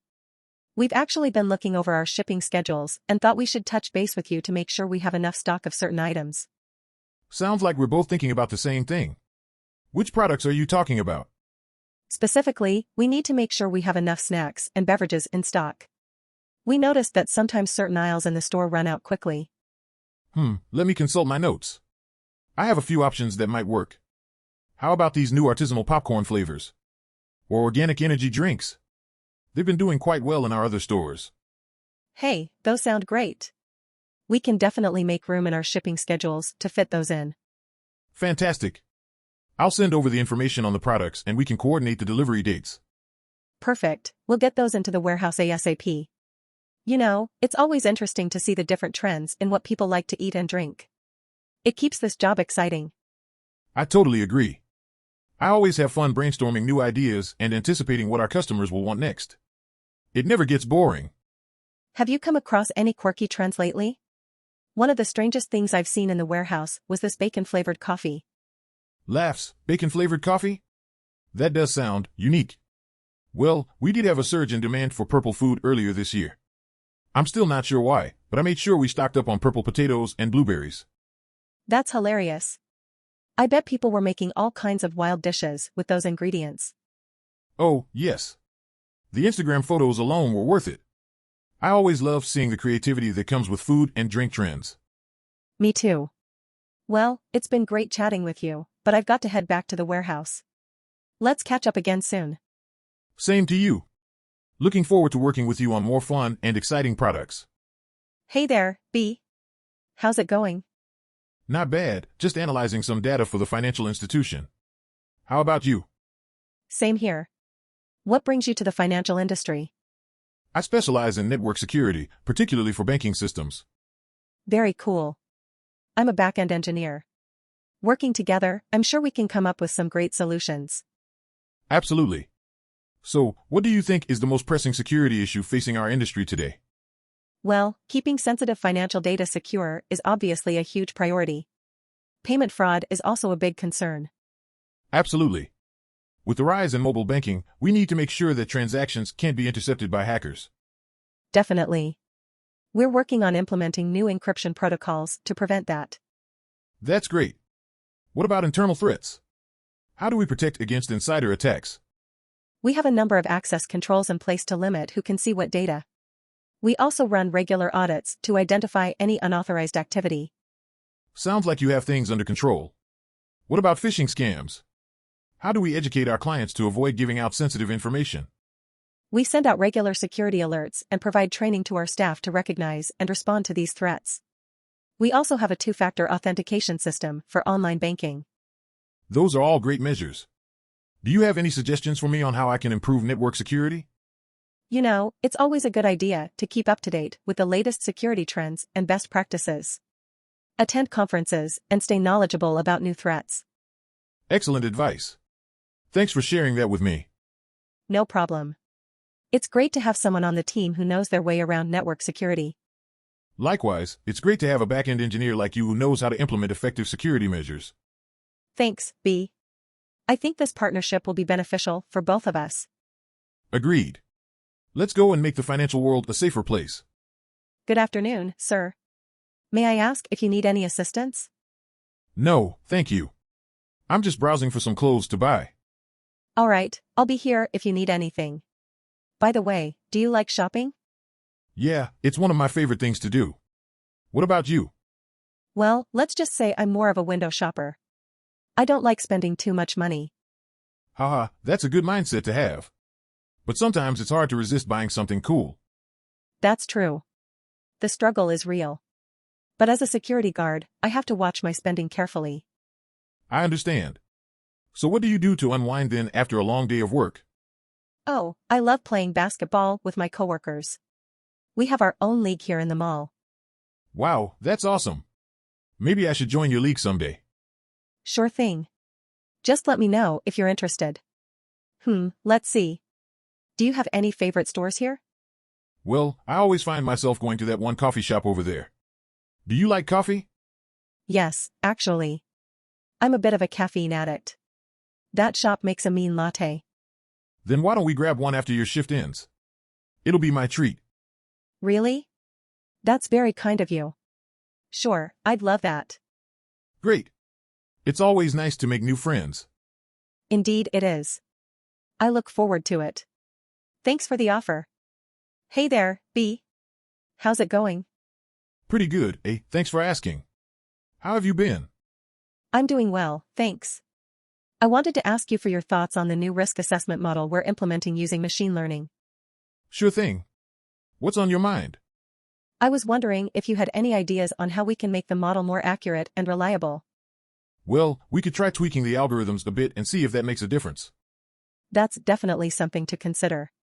I was also thinking of incorporating some new data sources to improve the model's performance. I like that idea. What kind of data sources were you thinking of? Social media activity, for starters. Maybe we can also gather data on weather patterns and how they impact the market. Interesting. It sounds like we may need to expand our data storage systems then. Definitely. But I think it'll be worth it if it helps us make better predictions. Agreed. By the way, have you seen this new machine learning tool that just came out? It might be helpful for our project. No, I haven't. Can you send me more information about it? Sure, I'll email you the details. Awesome, thanks. I think this is going to be a game changer for our risk assessment model. I agree. I'm excited to see how it all turns out. Me too. Hey, we should grab lunch sometime to celebrate our progress. Sounds good to me. I know a great ramen place down the street we can check out. Perfect. Let's plan on that next week. Sounds like a plan. See you then. Hi there. How long have you been a taxi driver? Hi there, I've been driving for about 5 years now. How about you? Have you ever driven a taxi before? Haha, no way. I only know how to drive a car, not a taxi. Driving a taxi is not that different from driving a car, except you have to deal with different kinds of passengers. I can only imagine. Do you have any funny stories to share? Well, one time a group of tourists got into my car and tried to speak Chinese to me. It was hilarious because I don't speak Chinese at all. That must have been quite the language barrier. Have you had any interesting passengers lately? Yes, actually. Yesterday, I had a woman who had so much luggage, there was barely any room for her. We had to get creative to make it all fit. You must have quite the Tetris skills. Haha, I guess you could say that. What brings you to Shanghai today? I'm visiting a friend who lives in the city. What do you recommend I see while I'm here? You should definitely check out the Bund. It's the most famous tourist attraction in Shanghai. And if you're feeling adventurous, you could try some traditional street foods. That sounds like a great plan. Thanks for the recommendations. No problem. I hope you have a great time in Shanghai. Good morning, B. Are you excited for our dive today? Good morning, A. Yes, I'm so excited. This is my first time diving in the Great Barrier Reef. That's great to hear. Don't worry, I'll be with you all the time, and we'll be near the shallow areas. Okay, sounds safe to me. Do you think we'll be able to see some exotic fish and corals? Definitely. The Great Barrier Reef is known for its biodiversity. You might see some clownfish, sea turtles, and even reef sharks if we're lucky. Wow, that sounds amazing. I hope we see some of them up close. Don't forget to equalize your ears as we descend. Just pinch your nose and gently blow air out of your nose to normalize the pressure. Sure, I'll remember that. You seem to be very experienced. How long have you been a diving instructor? I've been a diving instructor for 10 years now. It's my passion to share my love for the ocean with others. That's really admirable. What's the most memorable dive you've ever had? That's a tough one. I think it was when I swam with a pod of dolphins in Hawaii. They were so graceful and playful. Oh, that sounds magical. I hope I get to experience something like that someday. You will, I'm sure. All right, let's gear up and get ready to dive. Remember to check your equipment and always dive with your buddy. Got it, thanks for reminding me. Let's go explore the reef. Hey there, mate. Enjoying the beach and the fishing? Definitely. I'm a tourist here, so I'm soaking up every aspect of the Aussie lifestyle. Great to hear. So, are you having any luck with the fishing? Not much actually. I'm not much of an angler, this is my first time, so I'm learning the ropes. No worries, I can give you a few tips. Make sure to use the right bait and keep an eye out for tidal movements. Thanks for the tips. I'll remember that for next time. So, how long have you been fishing for? Oh, let's see, about 25 years now. My grandfather taught me when I was just a little tacker. Wow, it sounds like you really know your stuff. What's the biggest fish you've ever caught? Huh. That's a tricky question. Probably a 10-foot marlin off the coast of Cairns. That was a pretty unforgettable experience. That sounds amazing. Well, I think I need to work on catching something first before I can set my sights on a marlin. Sure thing. Remember, patience is the key when it comes to fishing. Sometimes it's just about enjoying the experience. You know what? You're right. This is such a beautiful spot, and I'm grateful for the opportunity to be here. Absolutely. And who knows, maybe you'll catch a big one before the day is over. Haha, that would be awesome. But even if I don't, I'll still have a great story to tell my friends and family back home. That's the spirit. It was great meeting you, mate. Good luck with the angling. Cheers, thanks for your help. Have a good one. Good morning. What can I get for you today? Sure thing. That's 1 cappuccino and avocado toast. Would you like anything else? Your cappuccino and avocado toast will be ready in just a few minutes. So, how's your day going so far? Not too bad. It's always busy in the mornings, but I love the energy of the shop. Absolutely. It's the perfect way to start the day. Oh, thank you so much. We're glad you like it. That means so much to us. We put a lot of care into our dishes. Well, we hope you enjoy the rest of your day. Thanks for stopping by. Hi there, welcome to the Darwin Visitor Center. How can I assist you today? Hi, thank you. I'm just here for a few days and I'm not quite sure where to start. What do you recommend? Well, Darwin has some great parks and museums, so those are always worth checking out. Kakadu National Park is also a must-visit if you have time. That sounds interesting, but how do I get there? We offer day tours to Kakadu and Litchfield National Park, or you can rent a car and do a self-drive tour. It's about a 3-hour drive from here. I'm not sure if I want to drive myself, but a day tour could be fun. What else can I do in Darwin? You could take a sunset cruise on the harbor, visit the Mindle Beach Sunset Market, or even try some crocodile spotting. It really depends on what you're interested in. Crocodile spotting? That sounds like an adventure. Can you give me more information about that? Sure, there are some great tours that take you out to see the crocs in the wild. You'll be able to see them up close and learn more about them from your guide. I think I will definitely add that to my itinerary. Do you have any recommendations for good restaurants in the area? Absolutely. There are lots of great places to eat in Darwin. Some of my favorites are Hanuman, Chow, and Pee-wee's at the Point. Thank you so much for your help. I'm excited to explore Darwin now. No problem, have a great trip. And if you need any more advice or information, come back and see me anytime. Hello, B. How are you doing today? I'm doing great, thanks for asking. How about you? I'm good too. So, tell me, what do you do for a living? I am a professional juggler. Wow, that's impressive. How did you get into juggling? I started juggling as a hobby when I was younger and it just grew from there. That's amazing. So, what's your favorite trick to perform? I love the 5-ball cascade. It's a classic that always wows the crowd. I can imagine. Have you ever had any funny mishaps while performing? Yes, one time I accidentally threw one of my clubs into the audience and it hit someone's ice cream cone. Oh no. Did they get upset? Fortunately, they were good sports about it and even joined in on the fun. That's great to hear. So, what's next for you in your career?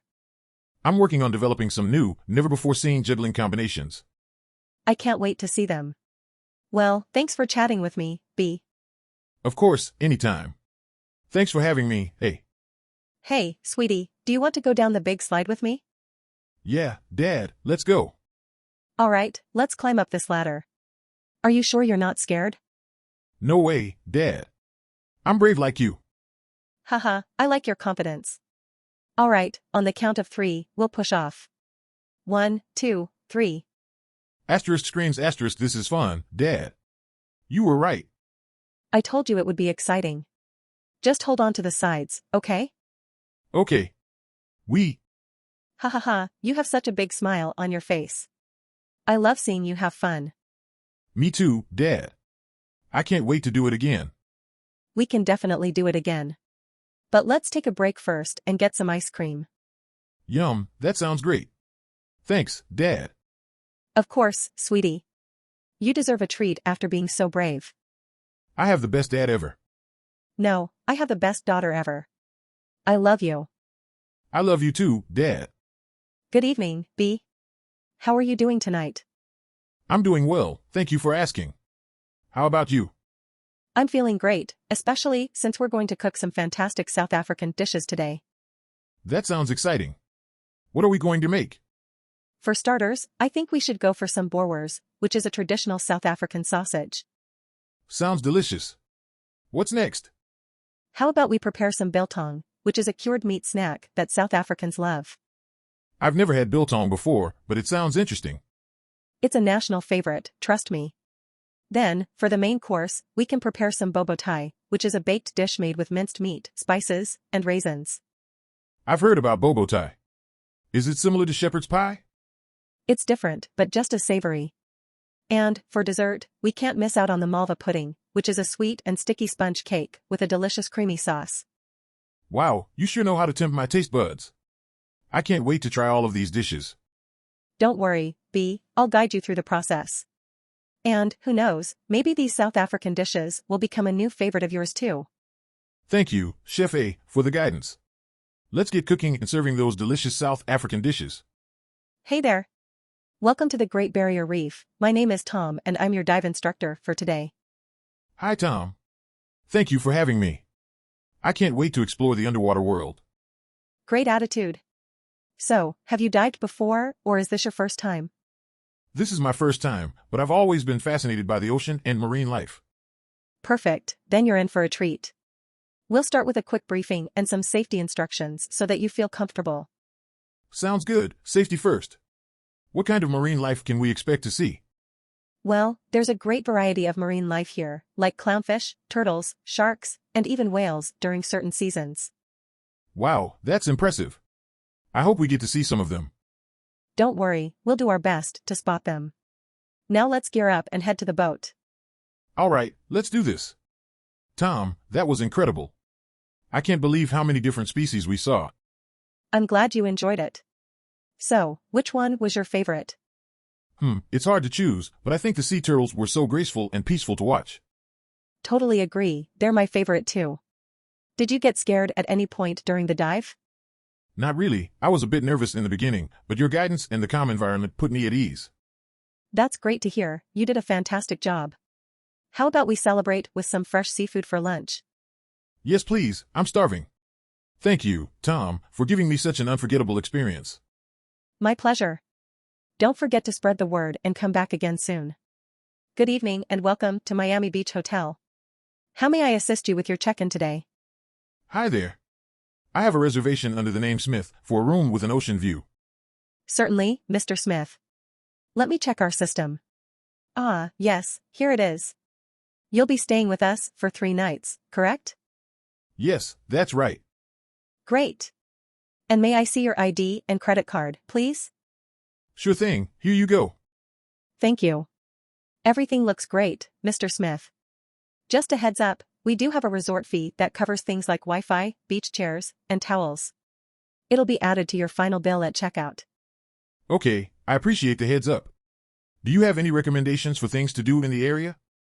Absolutely. You're just steps away from the beach, but if you're looking for something off the sand, there are plenty of restaurants, shops, and museums nearby. That all sounds fantastic. I can't wait to explore the city. Thanks for the help. No problem at all, Mr. Smith. And if you have any other questions or concerns during your stay, don't hesitate to reach out to our front desk.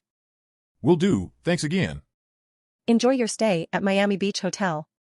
Hi, I'm the database manager here. Nice to meet you. Hi, I'm the system engineer. Nice to meet you too. So, we're here to discuss how to optimize big data processing in our medical research organization. Right, I've been reviewing our current system and there's definitely room for improvement. Agreed. We could first start by implementing more efficient storage solutions, such as data compression and deduplication. That could definitely save us a lot of storage space. And we could also implement more powerful processors for faster data processing. Yes, we could look into those new servers that just hit the market. They're more powerful and energy efficient. That sounds like a good idea. We could also consider using cloud technology for our storage and processing needs. Absolutely. That way, we won't need to invest in as much hardware and could potentially save on costs. And it would also make it easier for researchers to access and collaborate on the data remotely. That's a great point. And we could also look into implementing machine learning algorithms to help us analyze the data more quickly and accurately. Definitely. We could automate a lot of the more repetitive tasks involved in data analysis. This all sounds like a great plan. Let's get to work then. Agreed. It was great meeting you and working with you on this project. Same here. Talk to you soon. Hi B, how's it going? I heard we're looking to move our application to the cloud platform. Yes, that's right. We believe it'll make our operations more efficient. I agree. But aren't there some changes we need to make to the application to make it cloud-friendly? Certainly. We need to make sure the application can scale easily and that it's designed to work in a distributed system. Got it. And what cloud platform do you think we should use? I've heard good things about Amazon Web Services. AWS is a great option, but we should also consider Microsoft Azure and Google Cloud Platform. They have their own unique offerings. That's a good point. So, what are the benefits of using a cloud platform, besides scalability? Well, we can reduce our operational and infrastructure costs, improve our disaster recovery capabilities, and access a wide range of cloud services. Those are all great advantages. But what about data security concerns? We'll need to ensure that we're following best practices and using appropriate data protection mechanisms to prevent any unauthorized access or data breaches. Makes sense. What's your plan for migrating the application to the cloud? I think we should start with a proof of concept and gradually move more critical services to the cloud over time. That sounds like a solid approach. Let's get started on the migration and see how it goes. Agreed. And if we run into any issues, we'll know where to find each other. Haha, I like how you think. Let's make sure to keep each other in the loop. Definitely. This is going to be an exciting project. Hi B, great to see you again. How's your day been? Hi A, it's been good. Busy working on optimizing some algorithms. How about you? Same here. I've been coding away trying to improve our smart city traffic management system. That's interesting. What kind of new features are you planning to add? Well, I heard that the city council wants us to make the system even more intelligent. So, I'm thinking of incorporating machine learning algorithms for real-time traffic prediction. Ah, that's a cool idea. As an algorithm guy, I can definitely help you with that. That would be great. We could also add a feature which allows commuters to monitor traffic congestion levels and suggest alternative routes based on the data we collect. Nice, I've worked on similar projects before. We could use clustering algorithms to group together areas with similar traffic patterns and then use that to make congestion predictions. Wow, that sounds really smart. I'm glad I'm working with such a genius. Haha, don't flatter me too much. I'm excited to work on this project with you too. Likewise. And hey, when we're done with all this hard work, we should go out and celebrate. I know this great bar nearby. Sounds like a plan. Let's get to work and make our bosses proud so we can enjoy some drinks together later. Hi there, I'm here to apply for a visa to Australia. Of course, welcome. Have you ever visited Australia before? No, this will be my first time. I'm so excited. That's great to hear. Where are you planning to go in Australia? I'm planning to visit Sydney and Melbourne. I heard they are fantastic cities. They absolutely are. Have you decided which sites you want to see? I definitely want to see the Sydney Opera House and Harbour Bridge. And in Melbourne, I want to see the Great Ocean Road. Those are superb choices. By the way, have you prepared all the necessary documents we need? Yes, I have them all here. But, I'm a bit worried about my application. Do you think I'll get approved? Don't worry, our team will help you through every step of the way. We will do our best to ensure your application is approved. Okay, thank you. I'm really looking forward to this trip. I heard the Aussies are a lot of fun. They sure are. Just make sure you have plenty of sunscreen with you. Haha, will do. Thanks for your help. Anytime. Have a great day. Hey, B. How's it going? Pretty good, eh? How about you? Can't complain. So, I was thinking about how we could optimize our website traffic and conversion rates. Any ideas? Definitely. We should start by analyzing our website's user experience. Is it easy to navigate? Do our calls to action stand out? Good point. And what about our content? Is it engaging and relevant to our target audience? That's another key factor. We should also make sure our website is mobile-friendly and loads quickly. That's a great idea. And what about utilizing social media? We could drive more traffic to our website by sharing our content and promotions on different platforms. For sure. It's all about making sure we're meeting our customers where they are spending their time. We can also utilize email marketing to keep our subscribers informed and engaged. And what about A/B testing? Is that something we could implement to optimize our conversion rates? Absolutely. By testing different variations of our content and design, we can see what resonates best with our audience and make necessary changes. Awesome, B. These are all great ideas. Let's get started on implementing them and see the positive impact on our website traffic and conversions. Sounds like a plan, A. Let's do it.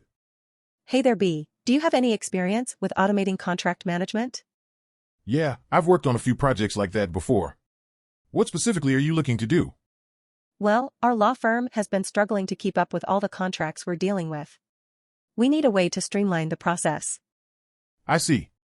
Have you thought about using robotic process automation? Yeah, actually that's something we're considering. RPA can definitely help with repetitive and time-consuming tasks like contract management. But there are other options too. Really?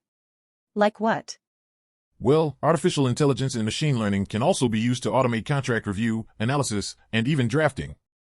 Wow, I didn't realize that was possible. How do we choose which technology to use? It all depends on your specific needs and budget. RPA is generally the more affordable option, but AI and machine learning can offer more advanced capabilities. That makes sense. What about security concerns? Security is definitely a big concern when it comes to automating legal processes. It's important to make sure your systems are secure and that you're taking all necessary measures to protect confidential information. Absolutely. We need to make sure our clients' information is safe and secure. That's right. And it's also important to have a user-friendly interface so that employees can easily navigate the system. Good point. We don't want employees to struggle with using the new system. Exactly. And we need to make sure the system can adapt to changes in regulations and legal requirements. Makes sense. It sounds like we need to do some research before deciding which technology to use. Definitely. And we should also involve other departments in the process, like the legal team and IT. Great idea. It'll definitely be a collaborative effort. For sure. But I think it'll be worth it in the end. Automating contract management can really save us time and resources in the long run. Agreed. Thanks for all your help and insights, B. No problem, A. Always happy to help out a fellow techie. Hi there, I need to check out of my room, please. Of course, I can help you with that. How has your stay been? It's been great. The room was comfortable and the view from my window was fantastic. That's wonderful to hear. Is everything in the room okay? Yes, everything was clean and in working order. That's great to hear. Can I have your room key, please? Sure, here it is. Do I need to fill out any forms? No need, your account has been settled already. Do you have any feedback for us? Yes, actually. I loved the food at the restaurant, it was delicious. Thank you for your kind words. We will let our chef know. Is there anything else we can do for you? No, everything was perfect. Thank you for a wonderful stay. You're most welcome. Have a safe journey and do come back soon. I will, thank you. Bye now. Goodbye, have a great day. Hey there, have you heard of ISO 27001 information classification? Yeah, I have. It's all about classifying information based on its importance and sensitivity, right? Exactly. And it's a crucial step in ensuring the security of information in an organization. That's awesome. But isn't it a bit boring to classify every single piece of information? Well, it can be tedious at times, but it's important to ensure that sensitive data doesn't fall into the wrong hands. I get it.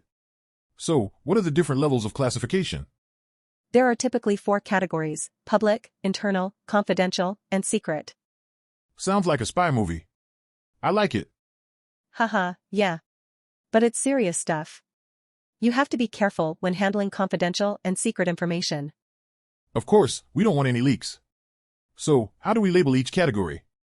Each category has its own label. Public information can be labeled unclassified, while the others are labeled internal use only, confidential, and top secret. Got it.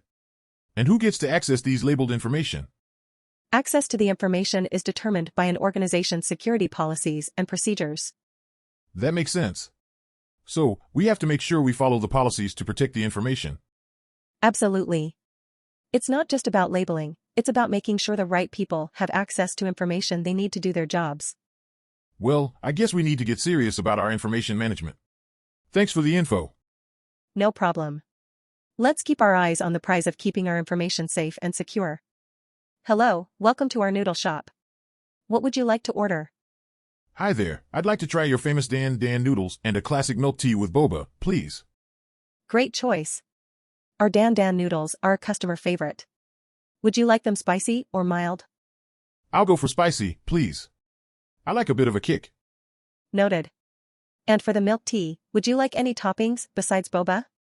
How about some grass jelly? Sure thing. So, what do you do for a living? I'm actually a milk tea maker myself. I have my own small shop in another neighborhood. Wow, that's so cool. What's your secret to making great milk tea? It's all about the quality of the tea and the right amount of sugar. And a bit of love, of course. I agree, you can definitely taste when something is made with care. We put a lot of love into our noodle dishes as well. Speaking of which, what's your favorite noodle dish to make? I really enjoy making our handmade tomato beef noodles. The rich tomato broth and tender beef always turn out so delicious. That sounds amazing. I'll definitely have to try that next time. Definitely. So, what's the most interesting combination you've ever made for a customer's milk tea? One time, someone asked for blueberry and lavender syrup in their milk tea with aloe vera jelly. It actually ended up tasting really good. That does sound interesting. I'll have to experiment with some new flavors myself. Definitely. It's always fun to try new things and see what works. I couldn't agree more. Here's your Dan noodles and milk tea with grass jelly. Enjoy. Thank you so much. It looks and smells amazing. I can't wait to dig in. Hi there. I'm A, the chocolatier. Nice to meet you. Wonderful to meet you too, A. I'm B, the pastry chef. Excited to be working with you. Same here. Your cakes look absolutely divine. Have you tried my chocolates yet? Not yet, but they look scrumptious. I can't wait to give them a taste. Let me know what you think. I pride myself on using only the best ingredients and unique flavors. You know what they say, chocolate and pastries are a match made in heaven. Yes, indeed. I was thinking maybe we could create a chocolate cake with edible flowers. What do you think? That sounds like a wonderful idea. I actually have a recipe for a rose-infused sponge cake that would pair perfectly. That sounds amazing. Let's put our skills together and make it happen. I agree. It's great to collaborate with someone who shares the same passion and love for creating delicious treats. Absolutely. And to think, all of this in the heart of Lyon's Old Town. We're so fortunate to be here. It's a dream come true for both of us. The history and beauty of this area is unparalleled. Agreed. Let's bring a little sweetness to this enchanting location with our chocolates and pastries. I can't wait to see the smile on our customers' faces when they take a bite. It's the little things that bring the most joy. Yes, and our desserts are definitely going to bring joy to many. I'm so excited to start this culinary journey with you, B. Hey B. Guess what? Yesterday, I went to the clinic for a checkup and the doctor was super nice. That's great. Did you go alone? No, actually I went with a nurse. She was also really friendly and helpful. It's always nice when medical staff are pleasant. Did the doctor find anything concerning? No, everything was fine. Although, I was a bit nervous at first, you know how I am with doctors. Yes, I remember. The last time you went to the dentist, you practically sweated through your shirt. Huh. You have a good memory. But honestly, the nurse made me feel much more relaxed. Nurses have a way of doing that. They're trained to be caring and empathetic. That's true. And I even learned a few things from her while we waited for the doctor. Like what? Well, she gave me some tips on how to stay healthy and prevent illnesses. Sounds like you had a productive visit. Definitely. And after the checkup, the doctor even gave me a lollipop like a kid. It was so cute. Haha. Well, it's always nice to be rewarded for being a good patient. Exactly. And I left feeling happy and healthy, thanks to the doctor and nurse. That's wonderful to hear. You'll have to let me know if you need to go back so I can come with you and we can all have fun together. Sounds like a plan. I definitely won't be as nervous with you and a friendly nurse by my side. Hi there. Mind if we share the table? No, not at all. Feel free to sit down. Thanks. I noticed you're reading about AI. Are you an expert in the field? I wouldn't say I'm an expert, but I do have some experience with it. How about you? I'm a data analyst, so I have some knowledge of the applications of AI. Great. Maybe we can put our heads together and brainstorm some interesting ideas. Sure, why not? Have you ever considered using machine learning to improve medical diagnosis? Yes, definitely. I think this is a very promising application for AI. I agree. There are a lot of benefits to using machine learning algorithms to analyze medical data. Absolutely. The sheer amount of data available from medical records can be overwhelming, but with the right algorithms, we can make sense of it all. For example, we could use machine learning to identify patterns in medical data that would be impossible for human doctors to detect. Yes, and these patterns could help doctors make more accurate diagnoses, which could potentially save lives. Another cool thing we could do is use predictive modeling to help doctors predict which patients are at the highest risk of developing certain conditions. That's true. By analyzing large amounts of medical data, we could identify risk factors and develop predictive models that would make it easier for doctors to treat patients before their conditions worsen. This could also potentially reduce healthcare costs by catching issues before they escalate and become more expensive to treat. Definitely. I think there's a lot of potential for machine learning in healthcare, and it's an exciting prospect. Yes, it's exciting to think about all the ways that AI can improve our lives. Thanks for chatting with me about this. My pleasure. It's always nice to meet a fellow AI enthusiast. Hey there. I heard you're a data analyst at this energy company. Can you explain how we can improve our energy efficiency and reduce costs with data? Sure. By analyzing patterns in energy consumption across different time frames, we can find areas for improvement and potential waste reduction. Interesting. What are some data sets we should be looking at? Anything from energy bills to weather patterns and even employee behavior can help us identify potential areas of waste. That makes sense. What are some of the biggest obstacles you've faced when it comes to data analysis in the energy industry? The biggest challenge is often getting access to quality data. Many times, we have to work with incomplete or outdated information. I can see how that would be frustrating.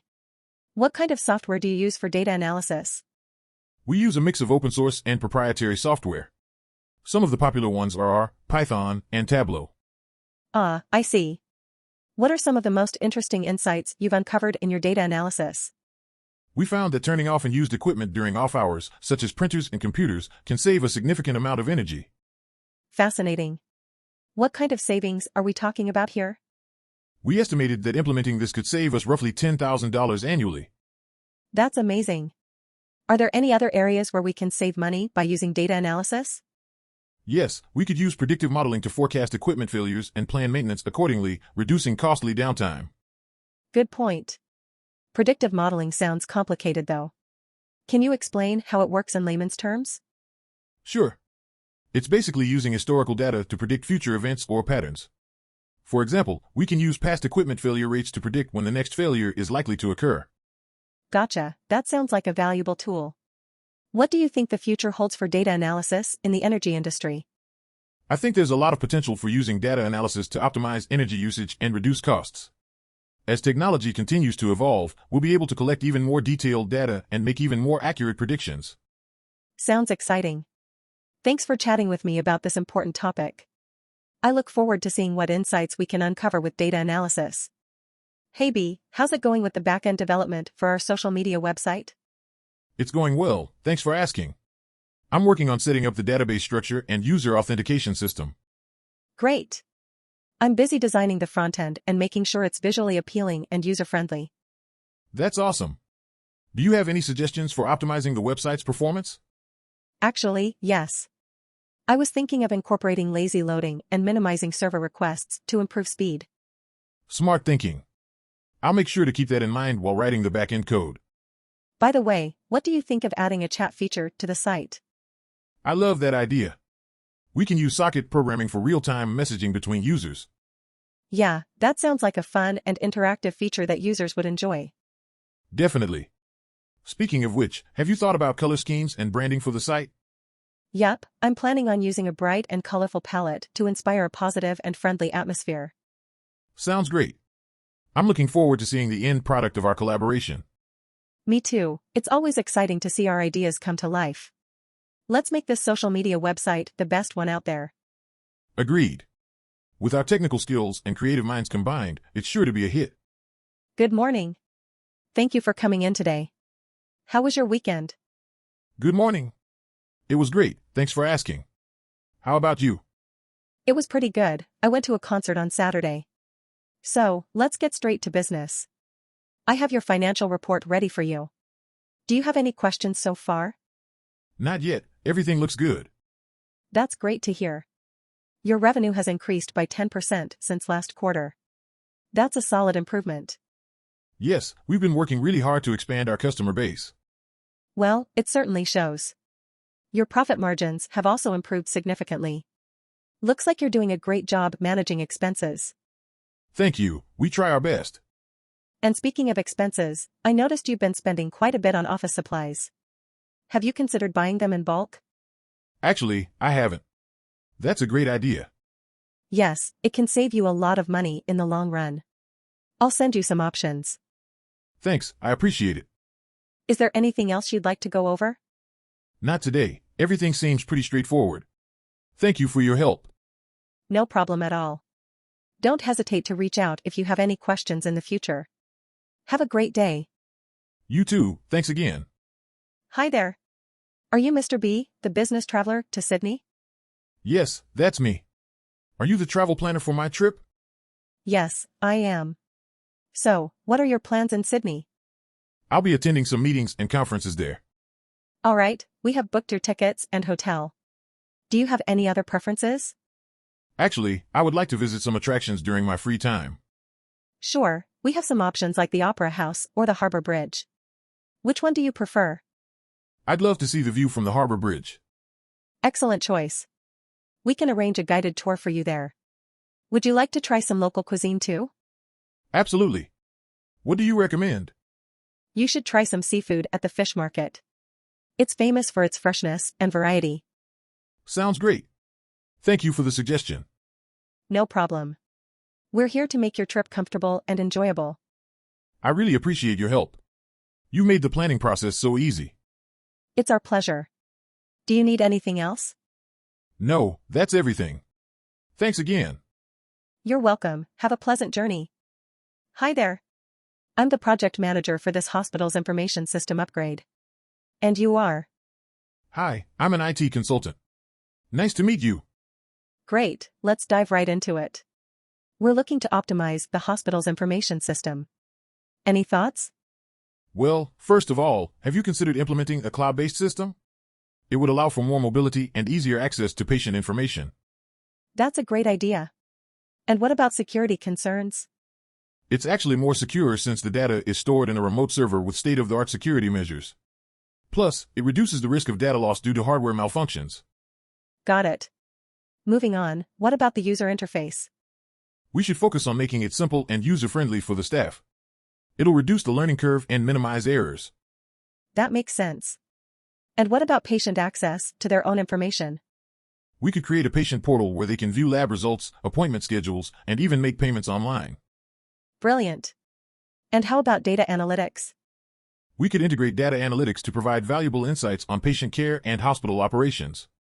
It would help improve efficiency and patient outcomes. This is all great. Thanks for these amazing ideas.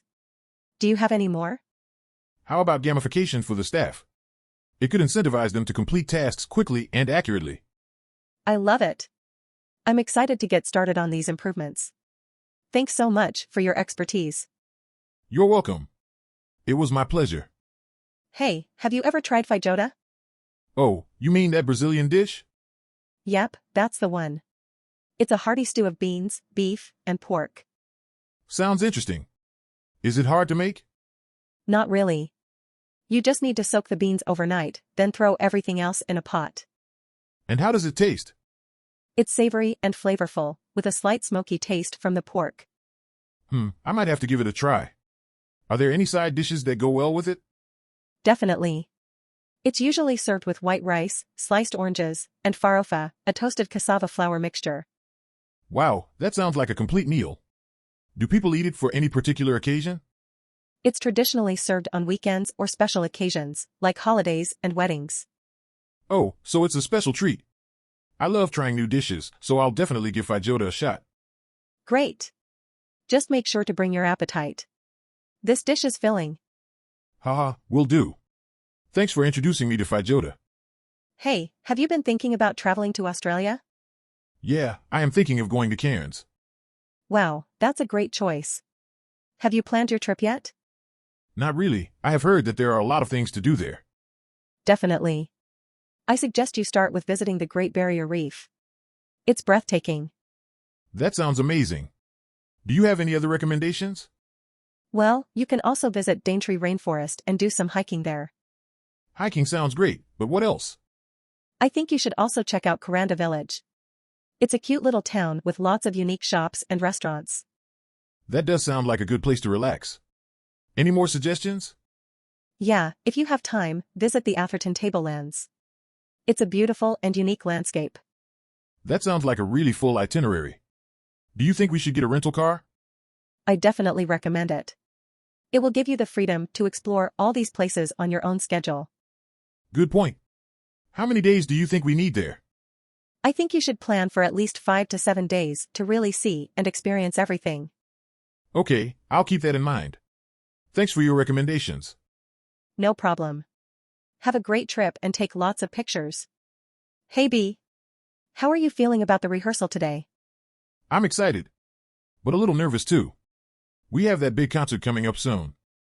Yeah, but don't worry. We've been practicing for weeks now. We'll do great.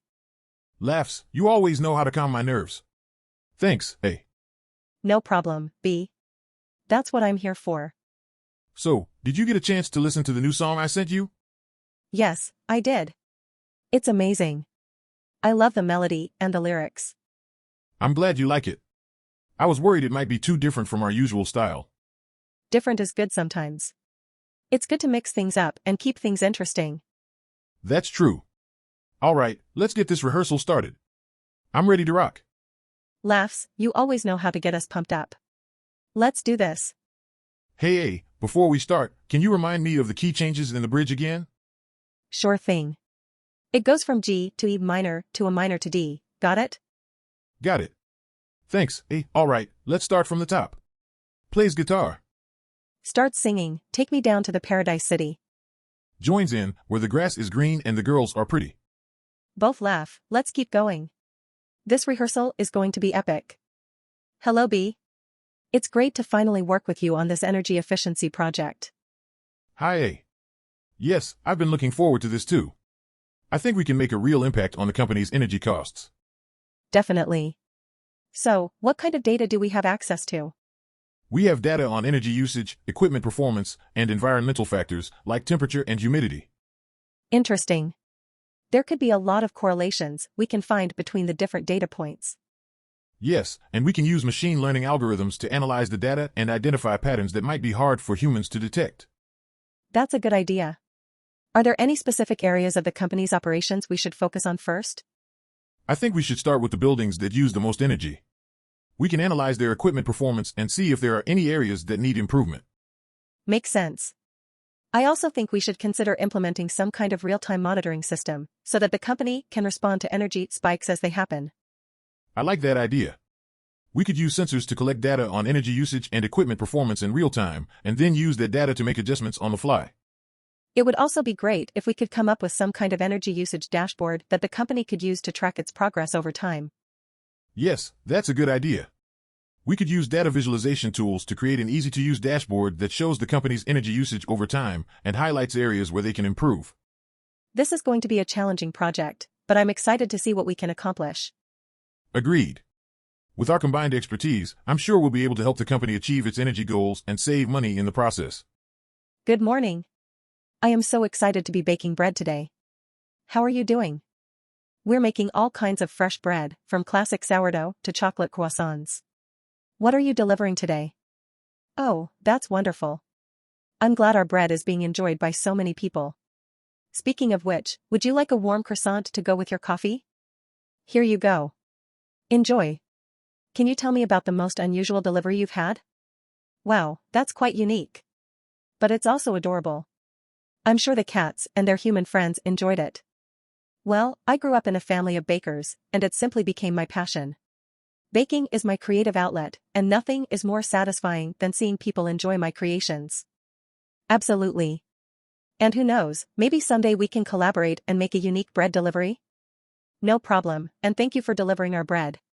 Have a great day. Hey, I didn't know you're a fan of romantic comedies too. Of course, it's a great way to relax and just enjoy the moment. I couldn't agree more. So, what do you think of the movie so far? Well, the plot is predictable, but the chemistry between the leads is undeniable. What about you? I'm loving it. The actors are amazing, and the soundtrack is perfect for setting the mood. That's great to hear. Speaking of actors, have you been getting any new gigs lately? Yeah, I just wrapped up filming for this indie flick. It was a bit challenging, but I had a blast working with the rest of the cast. Nice. I'm actually looking for an actor for my next project. Want to read the script and see if you're interested? Absolutely. That sounds exciting, thanks for thinking of me. No problem at all. So, back to the movie. Do you have a favorite romantic comedy of all time? That's a tough one. I have a soft spot for When Harry Met Sally, but I also love Notting Hill and Crazy Stupid Love. Those are all great choices. Have you seen Love Actually? That's gotta be one of my favorites. Yes. That's a classic. The different storylines all intertwining is just so cleverly done. Agreed. And the scene where Andrew Lincoln confesses his love to Keira Knightley with cue cards? Iconic. Definitely. So, what other types of movies do you like besides romantic comedies? I'm a huge fan of action movies. Anything with car chases, explosions, and fight scenes. Like Die Hard or Mission Impossible? Yes, exactly. And The Bourne Identity and John Wick 2. Nice choices. I gotta admit, I get a kick out of those action movies too. See, we have more in common than we thought. Well, the movie's almost over. Let's grab a drink and discuss that script I mentioned earlier. Sounds like a plan. Thanks for the invite, B. Hi B, how are you doing today? I'm doing well, thanks for asking. How about you? I'm good too. So, how has the training been going for you? It's been pretty good so far, but I'm looking for ways to improve. That's great to hear. What kind of improvements are you looking for? I want to increase my speed and agility on the field. Okay, let's work on a plan for that. We can start with some explosive exercises, like plyometrics. Sounds good. What about endurance training? You can work on that by doing some cardio exercises, like running or swimming. I see. Is there anything else I can do to improve my overall performance? You can also focus on your diet and make sure you're eating a balanced meal with enough protein and carbohydrates. Got it. What kind of protein sources do you recommend? Lean meats like chicken, turkey, and fish, as well as nuts, beans, and legumes. Okay, I'll make sure to include those in my meals. Thanks for the advice, Coach. You're welcome, B. Keep up the hard work and let me know if you have any other questions or concerns. Sure will. Thanks again, Coach. Good morning, B. How are you doing today? Good morning, A. I'm doing well, thanks for asking. How about you? I'm doing fine. I've been working on my book manuscript all weekend, and I think I've made some progress. That's great to hear. Can you tell me about the updates you've made? Well, I've added a few more colorful characters to the story, and I've also made some adjustments to the pacing. That sounds interesting. Do you think your readers will enjoy these changes? I think so.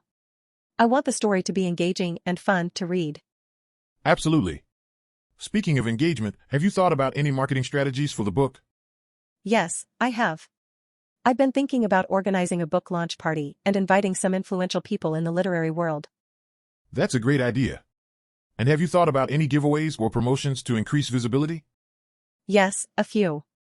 I thought about giving away copies of the book and some signed posters. Sounds like you've got it all covered. I'll make sure all of these suggestions are included in our marketing plan. Thanks, B. I really appreciate your input and support. Not a problem at all. We're in this together, and I'm excited to see how your book progresses. Me too.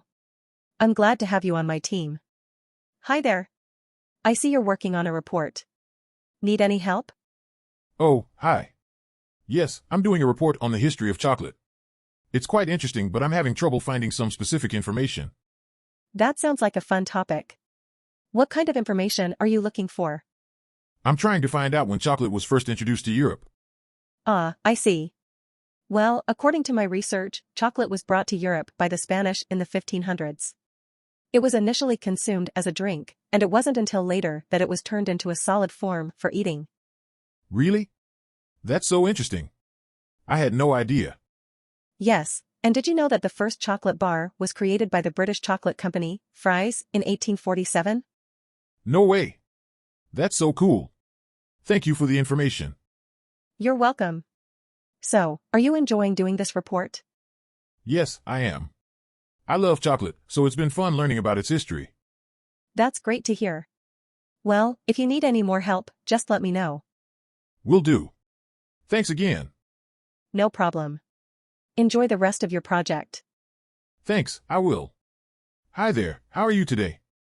I'm great, thanks for asking. Where to today? I just need a ride to the city center, please. No problem at all, hop in and we'll get going. So, how long have you been a taxi driver? I've been driving for 10 years now, and it's been a great job. That's awesome. What's the best part about it? Meeting new people every day. I love hearing their stories. Oh, I can tell you a story. Last night, I saw a kangaroo around here. That's not too surprising, we have plenty of them in the area. Really? I never knew that. Yep, many tourists are surprised when they see them. What brings you to Perth? Just here for a quick vacation. Taking a break from work. That sounds lovely. What do you do for work? Oh, I'm a nurse. Well, we certainly need more nurses in the world. Thank you for your hard work. Ah, thanks for saying that. You're too kind. No problem at all. We're almost at your destination, by the way. Oh, great. Thanks for the ride. No problem at all. It was great chatting with you. Enjoy your stay in Perth. Hey B, it's great to work with you today. I heard you're the best beer mixologist in the city. Thanks, hey. It's great to work with you too. You're definitely the king of the grill here. Our customers come for two things, delicious grilled meat and refreshing beer concoctions. Can you suggest a good beer to go with our mouth-watering lamb skewers? How about a wheat beer? It has a refreshing citrusy taste that complements the spices we use in our lamb. Great idea. And for those who don't like beer, what do you suggest? I think our vodka lemonade would be perfect. It's sweet, tangy, and very refreshing. Plus, it goes well with all types of grilled meat. That sounds amazing. So, B, what's your favorite drink to make? Tough question.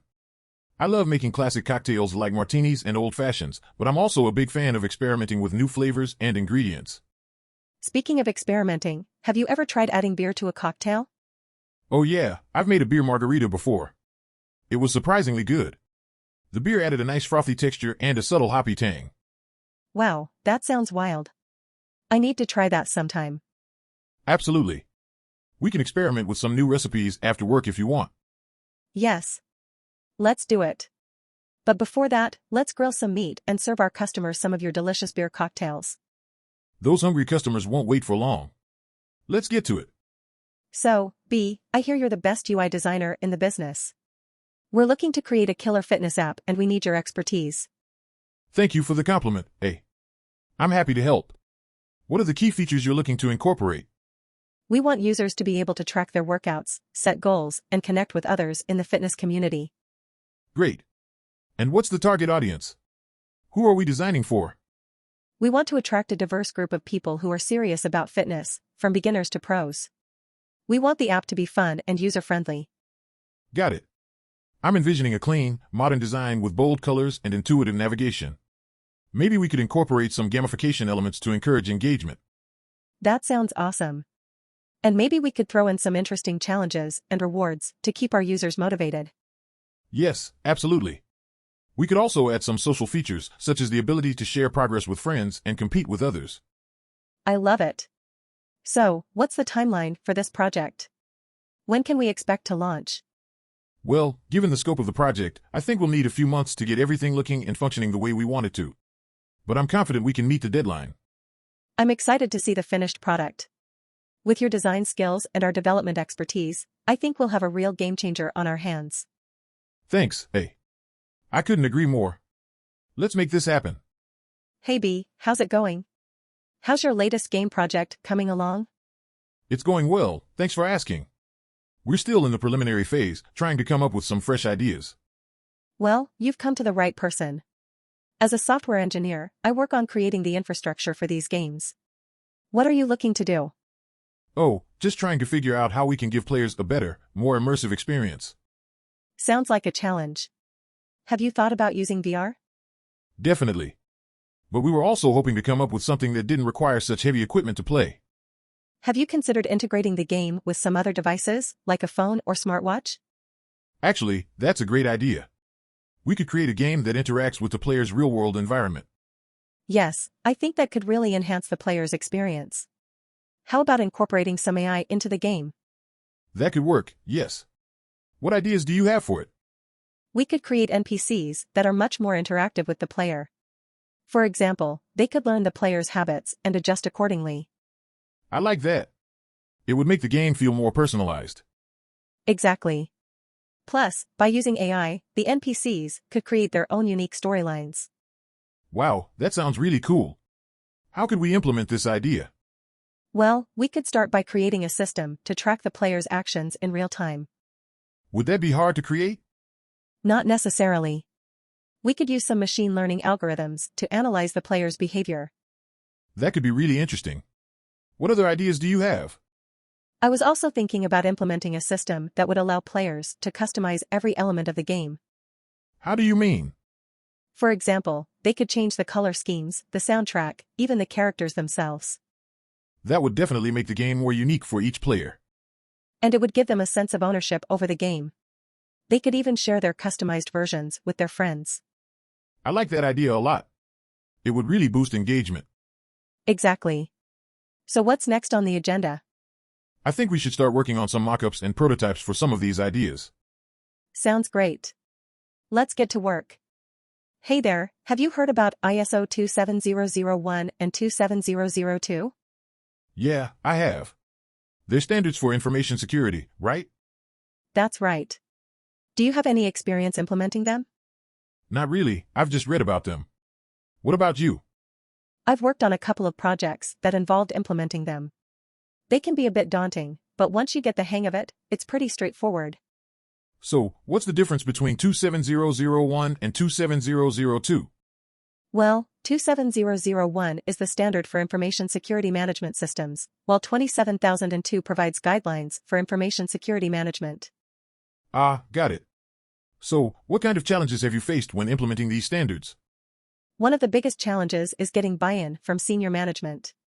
They need to understand the importance of information security and be willing to allocate resources towards it. Yeah, I can imagine that would be tough. What about employee engagement? That can be tricky too. You need to make sure everyone is aware of the standards and their responsibilities towards information security. Absolutely. Have you come across any interesting case studies or success stories related to ISO 27001/27002? Actually, yes. There was a company that was experiencing repeated security breaches, and after implementing the standards, they were able to significantly reduce the number of incidents. That's great to hear. So, do you think these standards are worth the effort? Definitely. They provide a framework for information security and can help organizations prevent cyber attacks and protect sensitive information. Thanks for your insights. I think I'll look into them further. No problem. Let me know if you have any questions. Hi there, I'm Dr. A. How can I help you today? Hi, Doctor. A, I've been feeling pretty down lately and thought some counseling might help. Sure, it takes courage to reach out for help. Can you tell me more about how you've been feeling? Well, I've been experiencing a lack of motivation and interest in the things I used to enjoy. I also feel tired all the time. Those are common symptoms of depression. What do you think might have triggered these feelings? I'm not really sure. Perhaps it's the stress of school and upcoming exams. Stress can certainly take a toll on our mental health. Have you tried any self-care practices like exercise or relaxation techniques? I have been trying to exercise more, but it doesn't seem to be making much of a difference. Well, it's important to find what works best for you. Maybe try exploring other hobbies or interests to see if they bring you joy. That's a good idea. I've always wanted to try painting. Perfect, that sounds like a great way to express yourself and alleviate stress.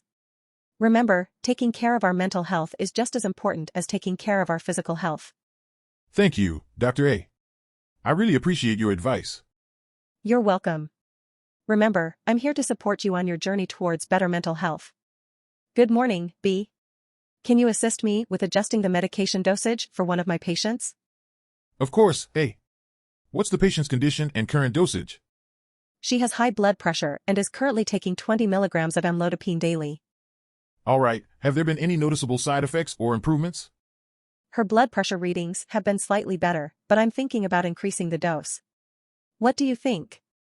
I recommend caution with increasing the dosage, A. How about we try adding a diuretic to her current regimen, as that could have a synergistic effect? That's a good idea. Which one would you suggest? I'd recommend hydrochlorothiazide, starting at a low dose of 12.5 milligrams daily. Great, let's go with that. Thanks for your input, B. No problem, A. And don't forget to remind the patient about lifestyle modifications as well. You're right. I'll make sure to emphasize diet and exercise. By the way, how's your new puppy doing? Oh, he's such a handful, but a total cutie. It's been challenging balancing work and caring for him though. I can imagine. Maybe you can take him on walks during your lunch break to get some fresh air. That's a good idea. Thanks, A. And if you ever need any help with dosage adjustments in the future, just let me know. Definitely will, B. Have a good day. You too, A. Hey B, how's it going? I heard we're working on a project together for the company's manufacturing process improvement. Hey A, I'm doing great. Yeah, I'm excited to collaborate with you on this project. We're going to implement AI technology to improve production efficiency and quality. That sounds great. What AI technologies are we going to use to achieve this? We're going to use machine learning algorithms to analyze production data and identify patterns that can help us optimize the manufacturing process. Also, we're planning to implement computer vision technology to inspect and detect defective products. Wow, that sounds impressive. Do you think we can improve the production quality and efficiency significantly with this technology? Definitely. By using AI technology, we can reduce the error rate significantly and optimize the entire production process, which ultimately leads to better quality products and increases production efficiency. That's awesome. By the way, have you heard about any funny incidents related to AI technology in manufacturing? Yeah, I remember reading an article about a robotic arm malfunctioning and accidentally flipping a burger while working at a fast food chain. Laughs, that's hilarious. Alright, let's get back to work, and hopefully, our AI implementation doesn't end up flipping burgers. Laughs, agreed. Let's shoot for better results than that. Hey B, have you ever had grilled fish before? Yeah, of course. I love grilled fish. Me too. What's your favorite kind of fish to grill? I love grilling salmon because it's so rich and flavorful. What about you? I'm more of a sea-based kind of person. It's so tender and tasty when grilled. Oh, I agree. But have you ever tried grilling tilapia? It's so underrated. Really? I always thought tilapia was just a bland, boring fish. Nope, not if you season it right. You can make it taste amazing with just some lemon and spring onion. I'll have to try that. Do you have any other fish grilling tips? Definitely. One thing to keep in mind is to always oil your grill grates before putting the fish on. It helps prevent sticking. Good to know. Any other tips? Another thing is to not overcook the fish. You want to take it off the grill when it's just cooked through but still moist. I've definitely made that mistake before. Thanks for the advice. No problem. I'll have to invite you over for a grilled fish dinner sometime. Sounds great. I'll bring the dessert. Deal. How about some fresh fruit salad to balance out the grilled fish? Perfect. I can't wait for our fish feast. Hi there, my name is John. I'm a solo traveler and I'm new to Osaka. Can you show me around here? Hi John, I'm happy to guide you. My name is Mika. So, where would you like to go first? I heard that Dotonbori is a must-visit place. There are so many people here. Is this a popular spot? Yes, Dotonbori is very popular, especially at night. It's a hub for entertainment, shopping, and food. You should try Osaka's famous takoyaki here. Really? What's takoyaki? Takoyaki is a popular Japanese snack made from batter, octopus, green onion, and spices. That sounds interesting. What else should I try here that I cannot find anywhere else? You cannot miss okonomiyaki, which is similar to a savory pancake. You can also try pufferfish, a Japanese delicacy. That's fascinating. What can you tell me about the local culture and customs? In Osaka, people are known for being friendly and humorous. We also have lots of festivals throughout the year. One of which is the Osaka Tenjin Matsuri, one of the 3 big festivals in Japan. Wow, that sounds like a grand celebration. How about the language? Do you have any tips for me to get by? Most locals don't speak much English, but don't worry too much. You can use simple English, sign language, or download a translation app. Just don't be afraid to say sumimasen, excuse me, and arigato, thank you. Thanks for your help, Mika. This has been a fun and enlightening experience. You're welcome, John. Have a great time in Osaka and enjoy the rest of your trip. Hey B, have you finished working on the report we were assigned last week? Almost done, but there's still some formatting that needs to be fixed. Let me know if you need any help with that. I've got some tricks up my sleeve when it comes to formatting. That would be great, thanks. Also, did you hear about the office party they're planning for next month? Yes, I did. The rumor is that they're going to have a karaoke machine. Oh no, I hope I don't embarrass myself singing in front of everyone. Don't worry, the key is to pick a song that everyone knows and can sing along with. And maybe a little liquid courage will help too. That's true, but I don't think I'll be having too much to drink this time. I don't want to be the one passed out in the corner. Are you telling me that didn't happen at the last office party? No comment. All right, fair enough. But let's get back to the report. Have you added in all the necessary data? Yes, I have. I just need to double-check the figures and make sure everything is accurate. Perfect. Once that's done, we can go grab some coffee together if you're up for it. Sounds good to me. Let's get this report out of the way first, though. Agreed. Then we can relax and indulge in a caffeine fix. Absolutely. This report has been giving me a headache. A headache that only coffee can cure. You got that right. Hey there, B. Have you been working on any exciting NLP projects lately? Hey. Absolutely, actually, I've been working on designing a chatbot with voice recognition and natural language processing capabilities.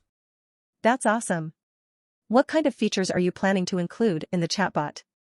Well, we're hoping to make it really user-friendly by allowing users to interact with it using simple voice commands. We're also working on training it to understand different accents and dialects. That sounds like a challenge.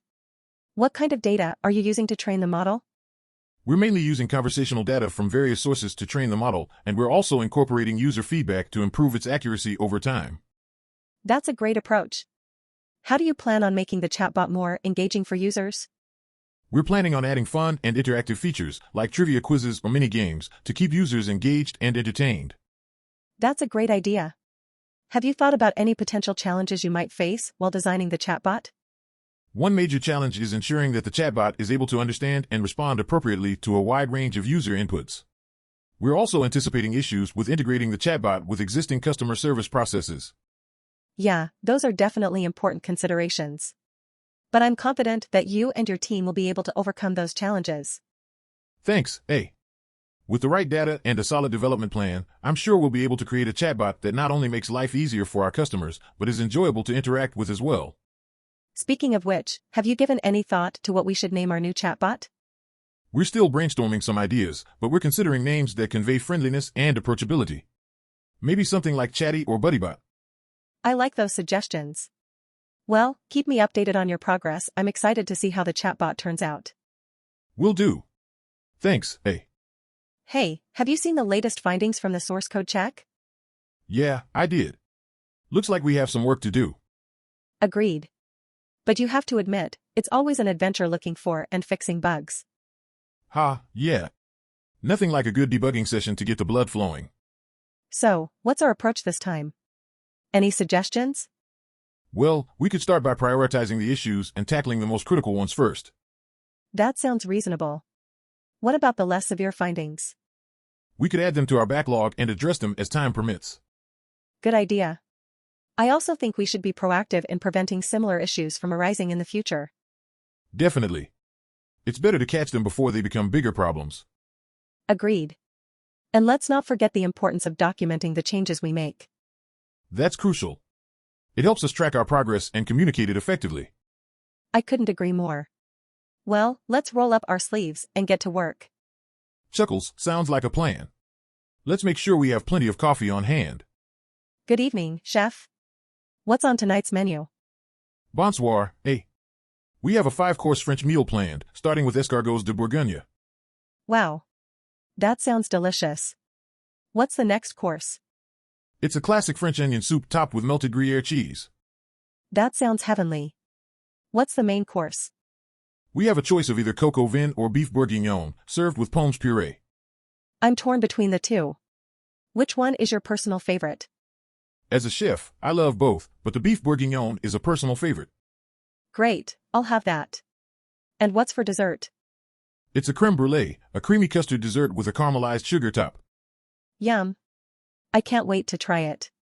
Do you have any wine recommendations to go with the meal? Definitely. Our sommelier recommends a full-bodied red wine from the Bordeaux region. Sounds perfect. I'm getting hungry just talking about it. Haha, I'm getting hungry too. I can't wait to see your reaction when you taste the meal. I'm sure it will be amazing. Can I watch you cook for a little while? Of course, come back to the kitchen with me and I'll show you how we prepare the beef bourguignon. Thank you, chef. This is going to be a night to remember. Hey B, how are you doing today? I'm good, thanks. How about you? I'm doing pretty well. So what are we designing today? We're designing a mobile app with a great user experience. Sounds exciting. What's the purpose of the app? It's a productivity app that helps users manage their daily tasks. Awesome. So how can we make it easy to use? Well, we need to have a simple and intuitive user interface. Definitely. What kind of navigation do you suggest? I think a bottom navigation bar would be effective. That's a great idea. Should we also include a search feature? Definitely. And we should make it easy to access. Agreed. How about incorporating some visual cues for the user? Yes, we could use different colored icons or buttons for different actions. Sounds like a plan. And what about feedback for completed tasks? We can include a satisfying animation or sound effect. Perfect. How about integrating a social media aspect? That could be intriguing. We could allow users to share their progress on social media. Love it. And finally, what about security? We need to ensure secure storage of user data and implement password protection. Excellent. I think we've got a great plan here. Let's get to work. Good morning. Are you conducting some market research here at the supermarket today? Yes, I am. I work for a market research firm, and my job is to gather information about consumer behavior and preferences. Well, welcome to our product display area. Is there anything specific you're interested in? Actually, I'm interested in your perspective on product placement. As a product merchandiser, how do you decide which products to showcase and where to place them? That's a great question. First, we consider the product's popularity and seasonal demand. Then, we also consider the flow of foot traffic in the store. Interesting. Does the brand or packaging style affect your decisions? Absolutely. If a product has a unique or eye-catching design, we might give it a more prominent spot to grab customer attention. And if it's a popular brand, we usually display it in multiple locations throughout the store. Very good insights. Do you have any tips for boosting sales through product placement? Sure. One trick is to make sure that complementary products are displayed together. For example, if we have a promotion on chips, we'll put them near the dip section. Clever. Have you noticed any interesting trends lately in terms of consumer behavior or product preferences? Well, we've noticed a recent shift towards healthier food options such as gluten-free or vegan products. We've been working on expanding our selection of these items to meet the demand. That's great to hear. Thanks for sharing your expertise with me today. It's been really helpful.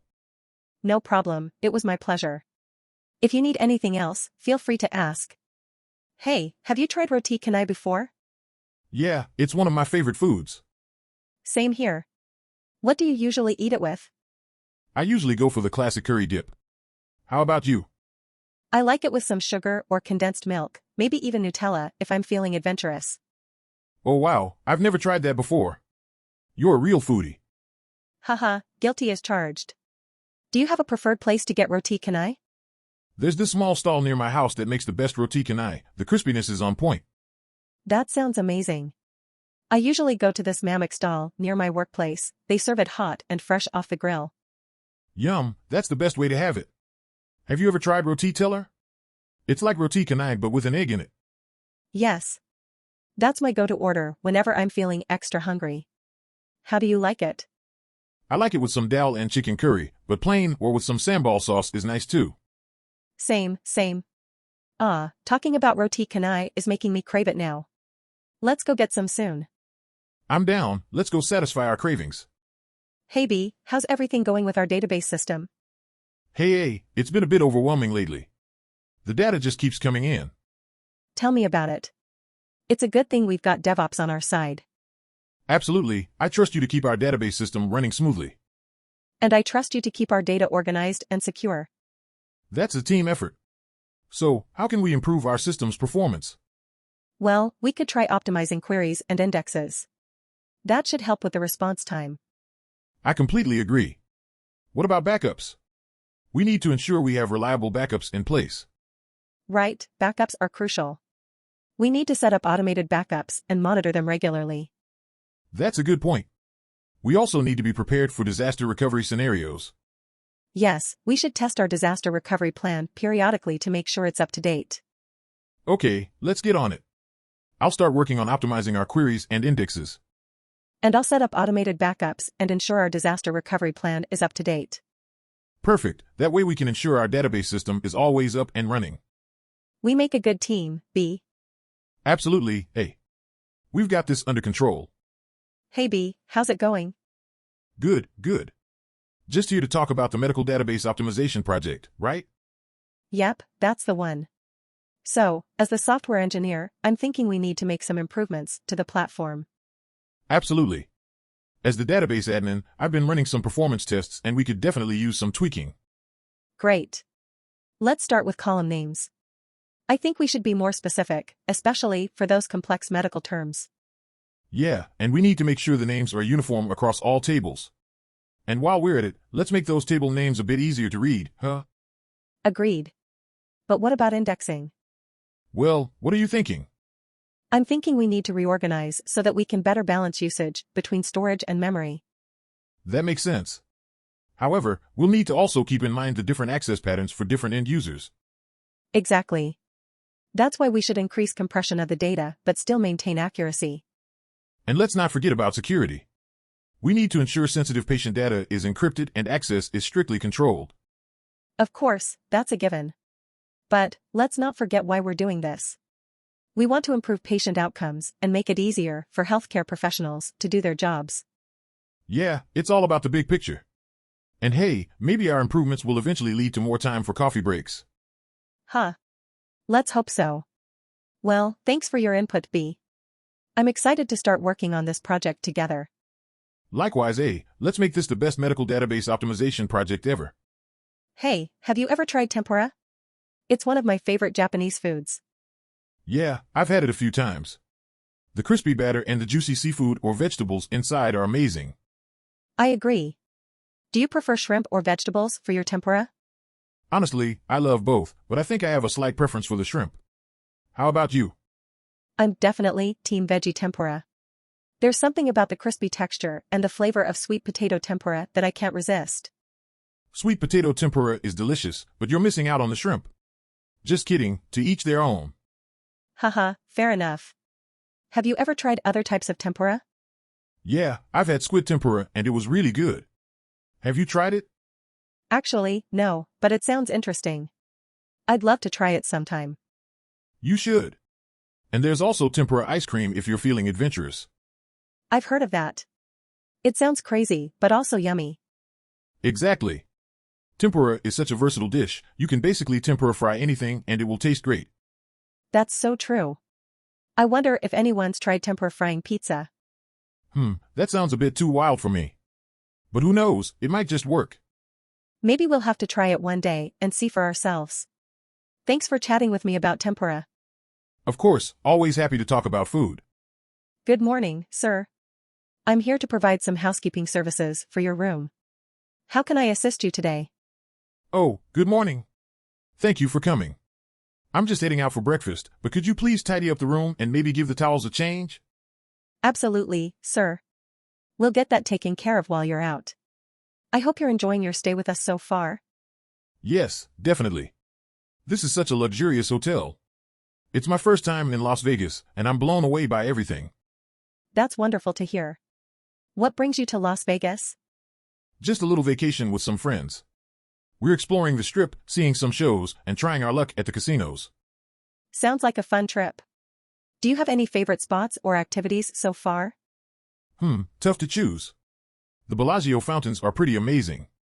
And we had an incredible dinner at a steakhouse here in the hotel last night. Ah, yes. That's one of our best restaurants. I'm glad you enjoyed it. Is there anything else I can assist you with today? No, that's it for now. Thanks for your excellent service. And please let the staff know we've been very impressed with everything here. I certainly will. Thank you, sir, and have a great day. Good morning, B. How are you feeling today? Good morning, Nurse A. I'm doing okay. The treatment is helping. That's great to hear. Do you need anything? Water, painkillers, a magazine maybe? Actually, I could use a good laugh. Do you have any jokes, Nurse A? Let me think. Oh, I have one. Why did the tomato turn red? I don't know, why? Because it saw the salad dressing. Laughs? Laughs, that's funny, Nurse A, thanks for the joke. You're welcome, B. Sometimes laughter is the best medicine. Speaking of medicine, do you know when I'll be able to go home? Well, it depends on how you respond to treatment. We'll need to keep monitoring your condition. All right, I'll be patient. Smiling, good one, B. I like your sense of humor. Thank you. I find that it helps me stay positive during all this. That's a really healthy mindset to have. Keep it up. I will, Nurse A. Thank you for always brightening my day. You're welcome, B. We're all rooting for your speedy recovery here. Hey B, have you heard about the ISO 27001 Information Security Officer certification? Oh yeah, I have. It's a pretty big deal in the tech industry, isn't it? Absolutely. I've been thinking about getting certified myself. Have you considered it? Not really. I'm not sure I have what it takes to be an information security officer. Don't be so hard on yourself. I'm sure you could do it if you put your mind to it. Thanks for the support, A. What kind of topics do they cover in the certification? Well, it's all about information security management systems and risk assessments.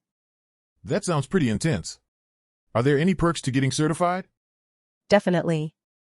ISO 27001 is a globally recognized standard, so having that certification on your resume can open a lot of doors. That's something to consider. Do you know where I can find more information about the certification process? Sure thing. Check out the official ISO website or do a quick Google search to find some helpful resources. Thanks for the tip, A. How long does it usually take to get certified? It really depends on how much time and effort you put in, but I've heard it can take anywhere from a few months to a year to study and pass the exam. That's a long time. But I guess it's worth it if it can advance your career. Definitely. And think of it this way, the longer it takes, the more impressive it is when you finally do get certified. Haha, I like the way you think. Okay, you've convinced me. I'll look into it further. Awesome. Don't hesitate to reach out if you need any help or advice along the way. I appreciate that, A. Thanks for being such a great friend and helpful resource. Have you ever tried lamington? No, what is it? Sounds like a fancy French dessert. Actually, it's an Australian dessert. It's basically a sponge cake dipped in chocolate and rolled in coconut flakes. Interesting. Is it any good? It's amazing. The coconut flakes add a nice texture, and the chocolate coating is rich and delicious. I'm sold. Where can we get it? There's a bakery down the street that sells them. Want to go check it out? Sure, why not? But first, can you teach me how to say Lamington in an Australian accent? Haha, sure mate. It's pronounced Loomington. That's not how I expected it to sound. You Aussies have some funny accents. Hey, I could say the same about your accent. But enough about accents, let's go get some lamington. Agreed, my stomach is already growling just thinking about it. Good morning, B. I'm excited to explore this fish market with you today. Good morning, A. I'm glad you're here. This fish market is famous for its fresh and diverse seafood. That's great to hear. Do you have any suggestions as to what we should buy today? Well, we can't go wrong with some fresh tuna or squid. How about we also get some local shellfish and seaweed? Perfect. I've always wanted to learn how to cook with seaweed.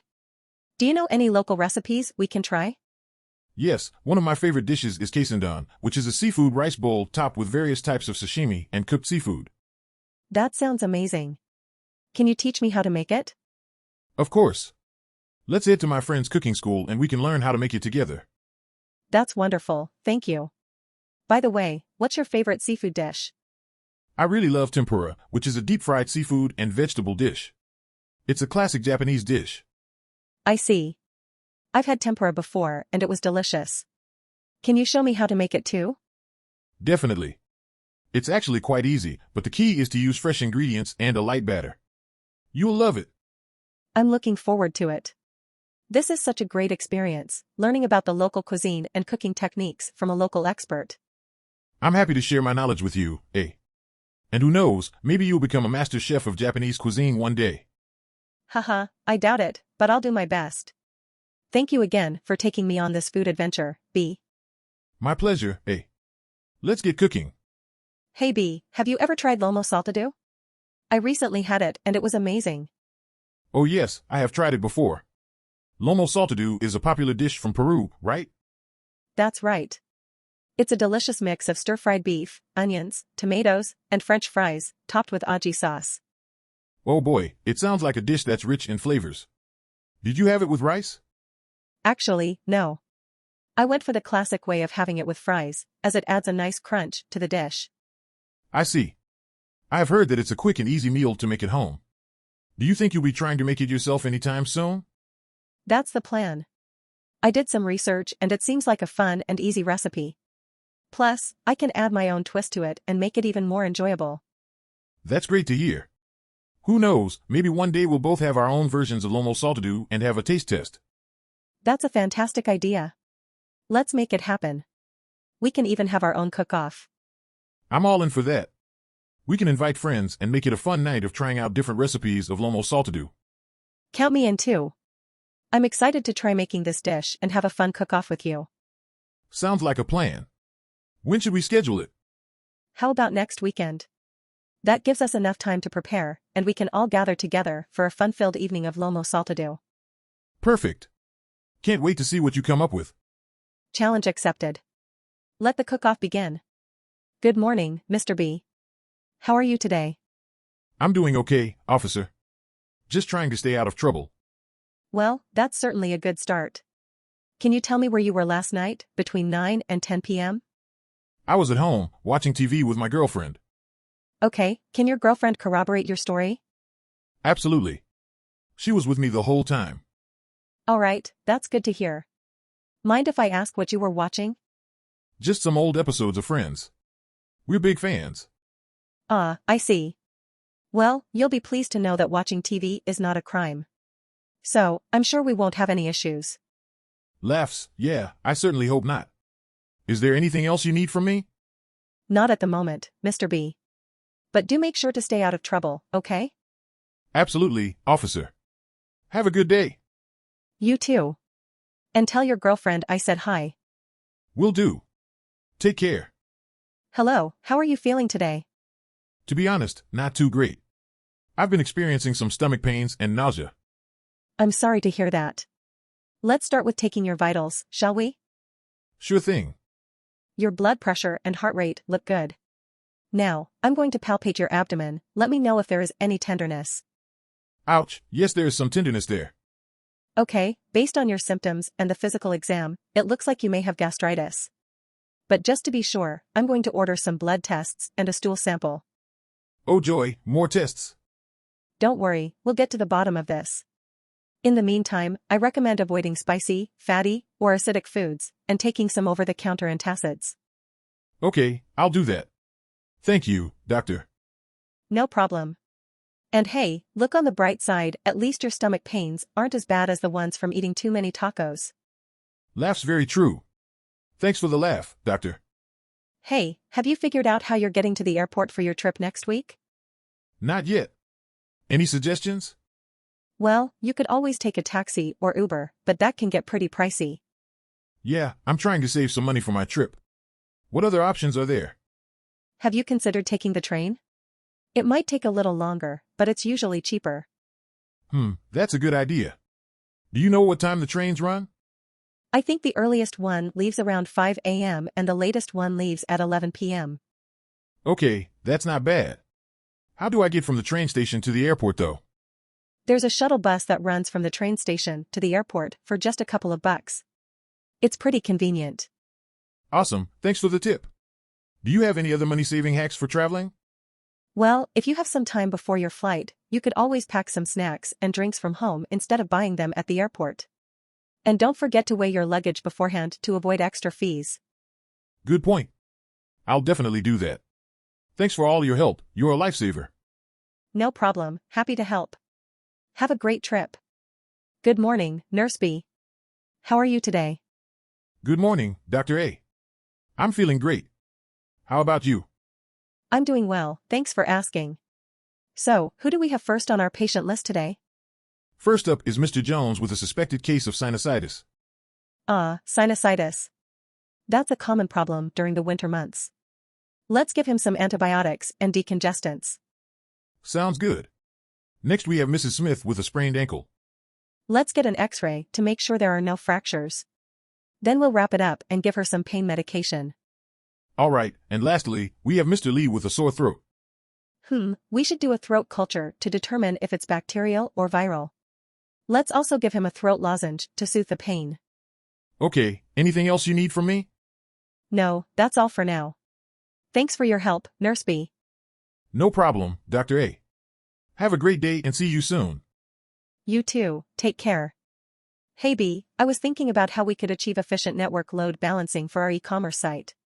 Any ideas? Sure, we could use a load balancer to distribute traffic evenly across multiple servers. That sounds like a good approach. Which load balancer do you recommend? I've had good experiences with HA Proxy. It's open source and can handle high traffic loads. Great. How do we set it up? We'll need to configure it to listen to incoming traffic and distribute it across our server pool. We can also set up health checks to ensure that the servers are responding properly. Sounds straightforward enough. Are there any other benefits to using a load balancer? Absolutely. It can improve site reliability by preventing any one server from becoming overloaded. Plus, it can help us scale up our infrastructure as needed. That's fantastic. Is there anything we need to look out for while configuring the load balancer? We'll need to make sure that the servers are properly configured to handle traffic and that there are no bottlenecks in the network. It's also important to monitor the system to catch any potential issues. Understood. What kind of monitoring tools do you recommend? There are many great tools out there, like Nagios, Zabbix, and Datadog. We should choose the one that best fits our needs. Thanks for the tips, B. I feel confident that we can implement an effective load balancing solution with your help. No problem, A. It's always great to collaborate with a fellow engineer. Hey B, have you ever heard of ISO 27001 User Access Management?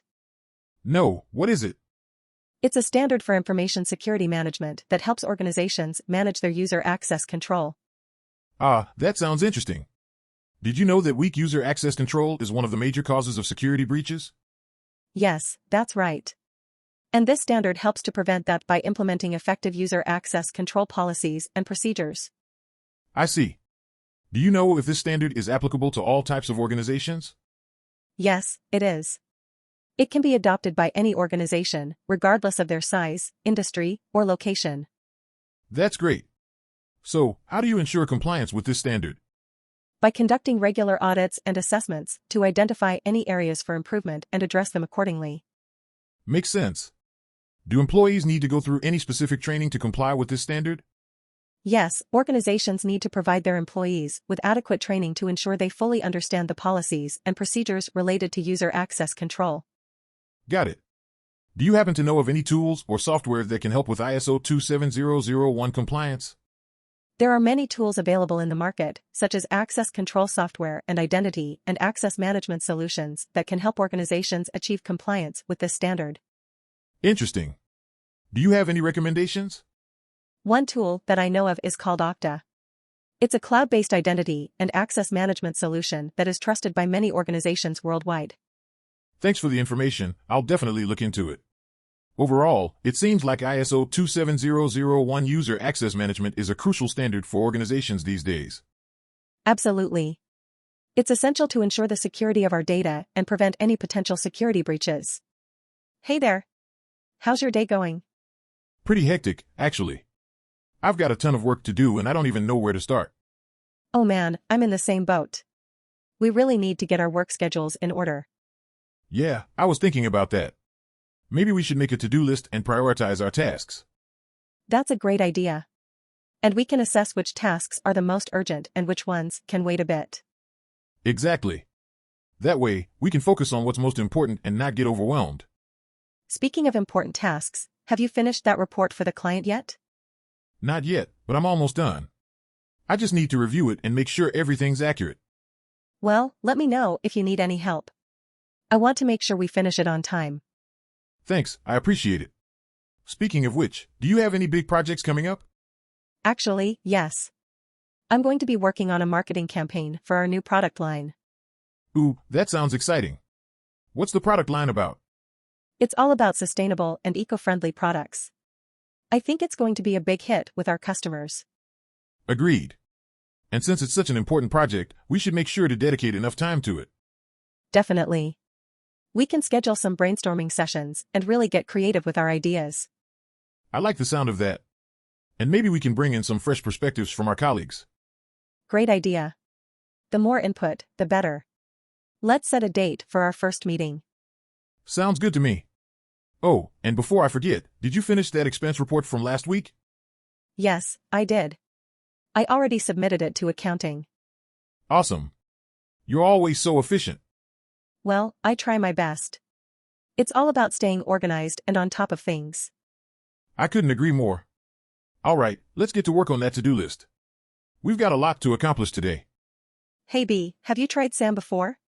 It's like a Korean wrap. No, I haven't. What's in it? Well, you take a lettuce or cabbage leaf and you fill it with rice, meat, and vegetables. Then you wrap it up and eat it like a taco. That sounds fascinating. I love trying out new foods. Where can we get some Sam around here? There's a Korean restaurant a few blocks from here. Shall we check it out?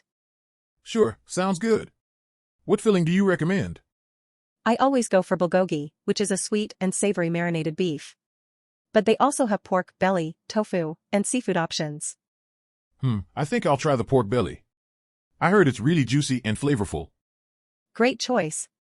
And don't forget to add some gochujang sauce for some extra kick. It's a spicy red pepper paste that goes well with everything. I'm definitely adding that. Do you know any good sides to go with Sam? Oh, there are so many. I'd highly recommend kimchi, which is a spicy fermented cabbage. You can also try some japchae, which is a stir-fried glass noodle dish. Wow, my mouth is watering already. When can we go to that Korean restaurant? How about tomorrow for lunch? I'll make a reservation and we can indulge in some Sam goodness. Sounds like a plan. Can't wait to wrap up some deliciousness. Good morning, B. How can I assist you? Hi A, I'm looking for some creative ideas for my new ad campaign. I'd be happy to help. What type of product are you advertising? I am promoting a new line of plant-based snacks. That sounds exciting. Have you thought about featuring cute animals eating your snacks in your ads? That's a great idea. But how can we make our ad stand out from all the other snack ads out there? What about creating a fun jingle? It will definitely catch people's attention. I like that idea. Can you come up with some lyrics for the jingle? How about this?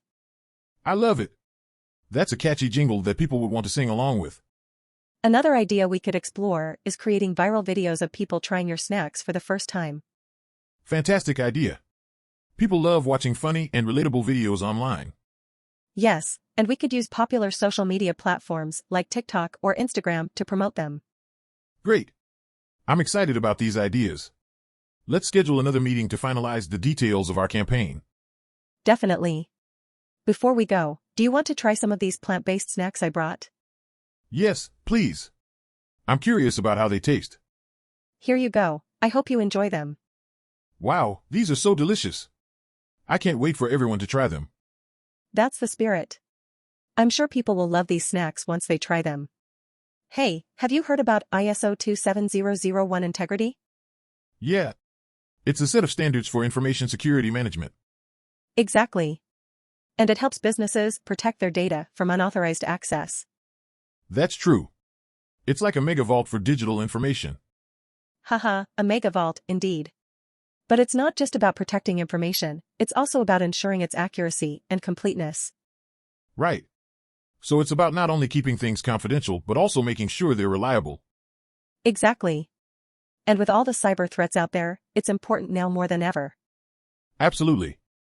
It's like a hacker-proof armor for data. Haha, I like the way you put that.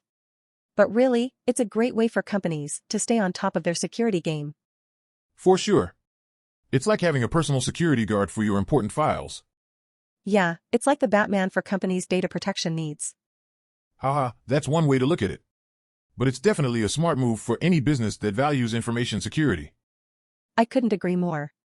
It's like an insurance policy for data breaches. Exactly. It's always better to be safe than sorry. That's right. And with ISO 27001 integrity, businesses can rest easy knowing their data is in good hands. Yes, they can. And who knows, maybe we'll need to call in Batman one day to protect our digital assets. Haha, fingers crossed we don't have to get that far.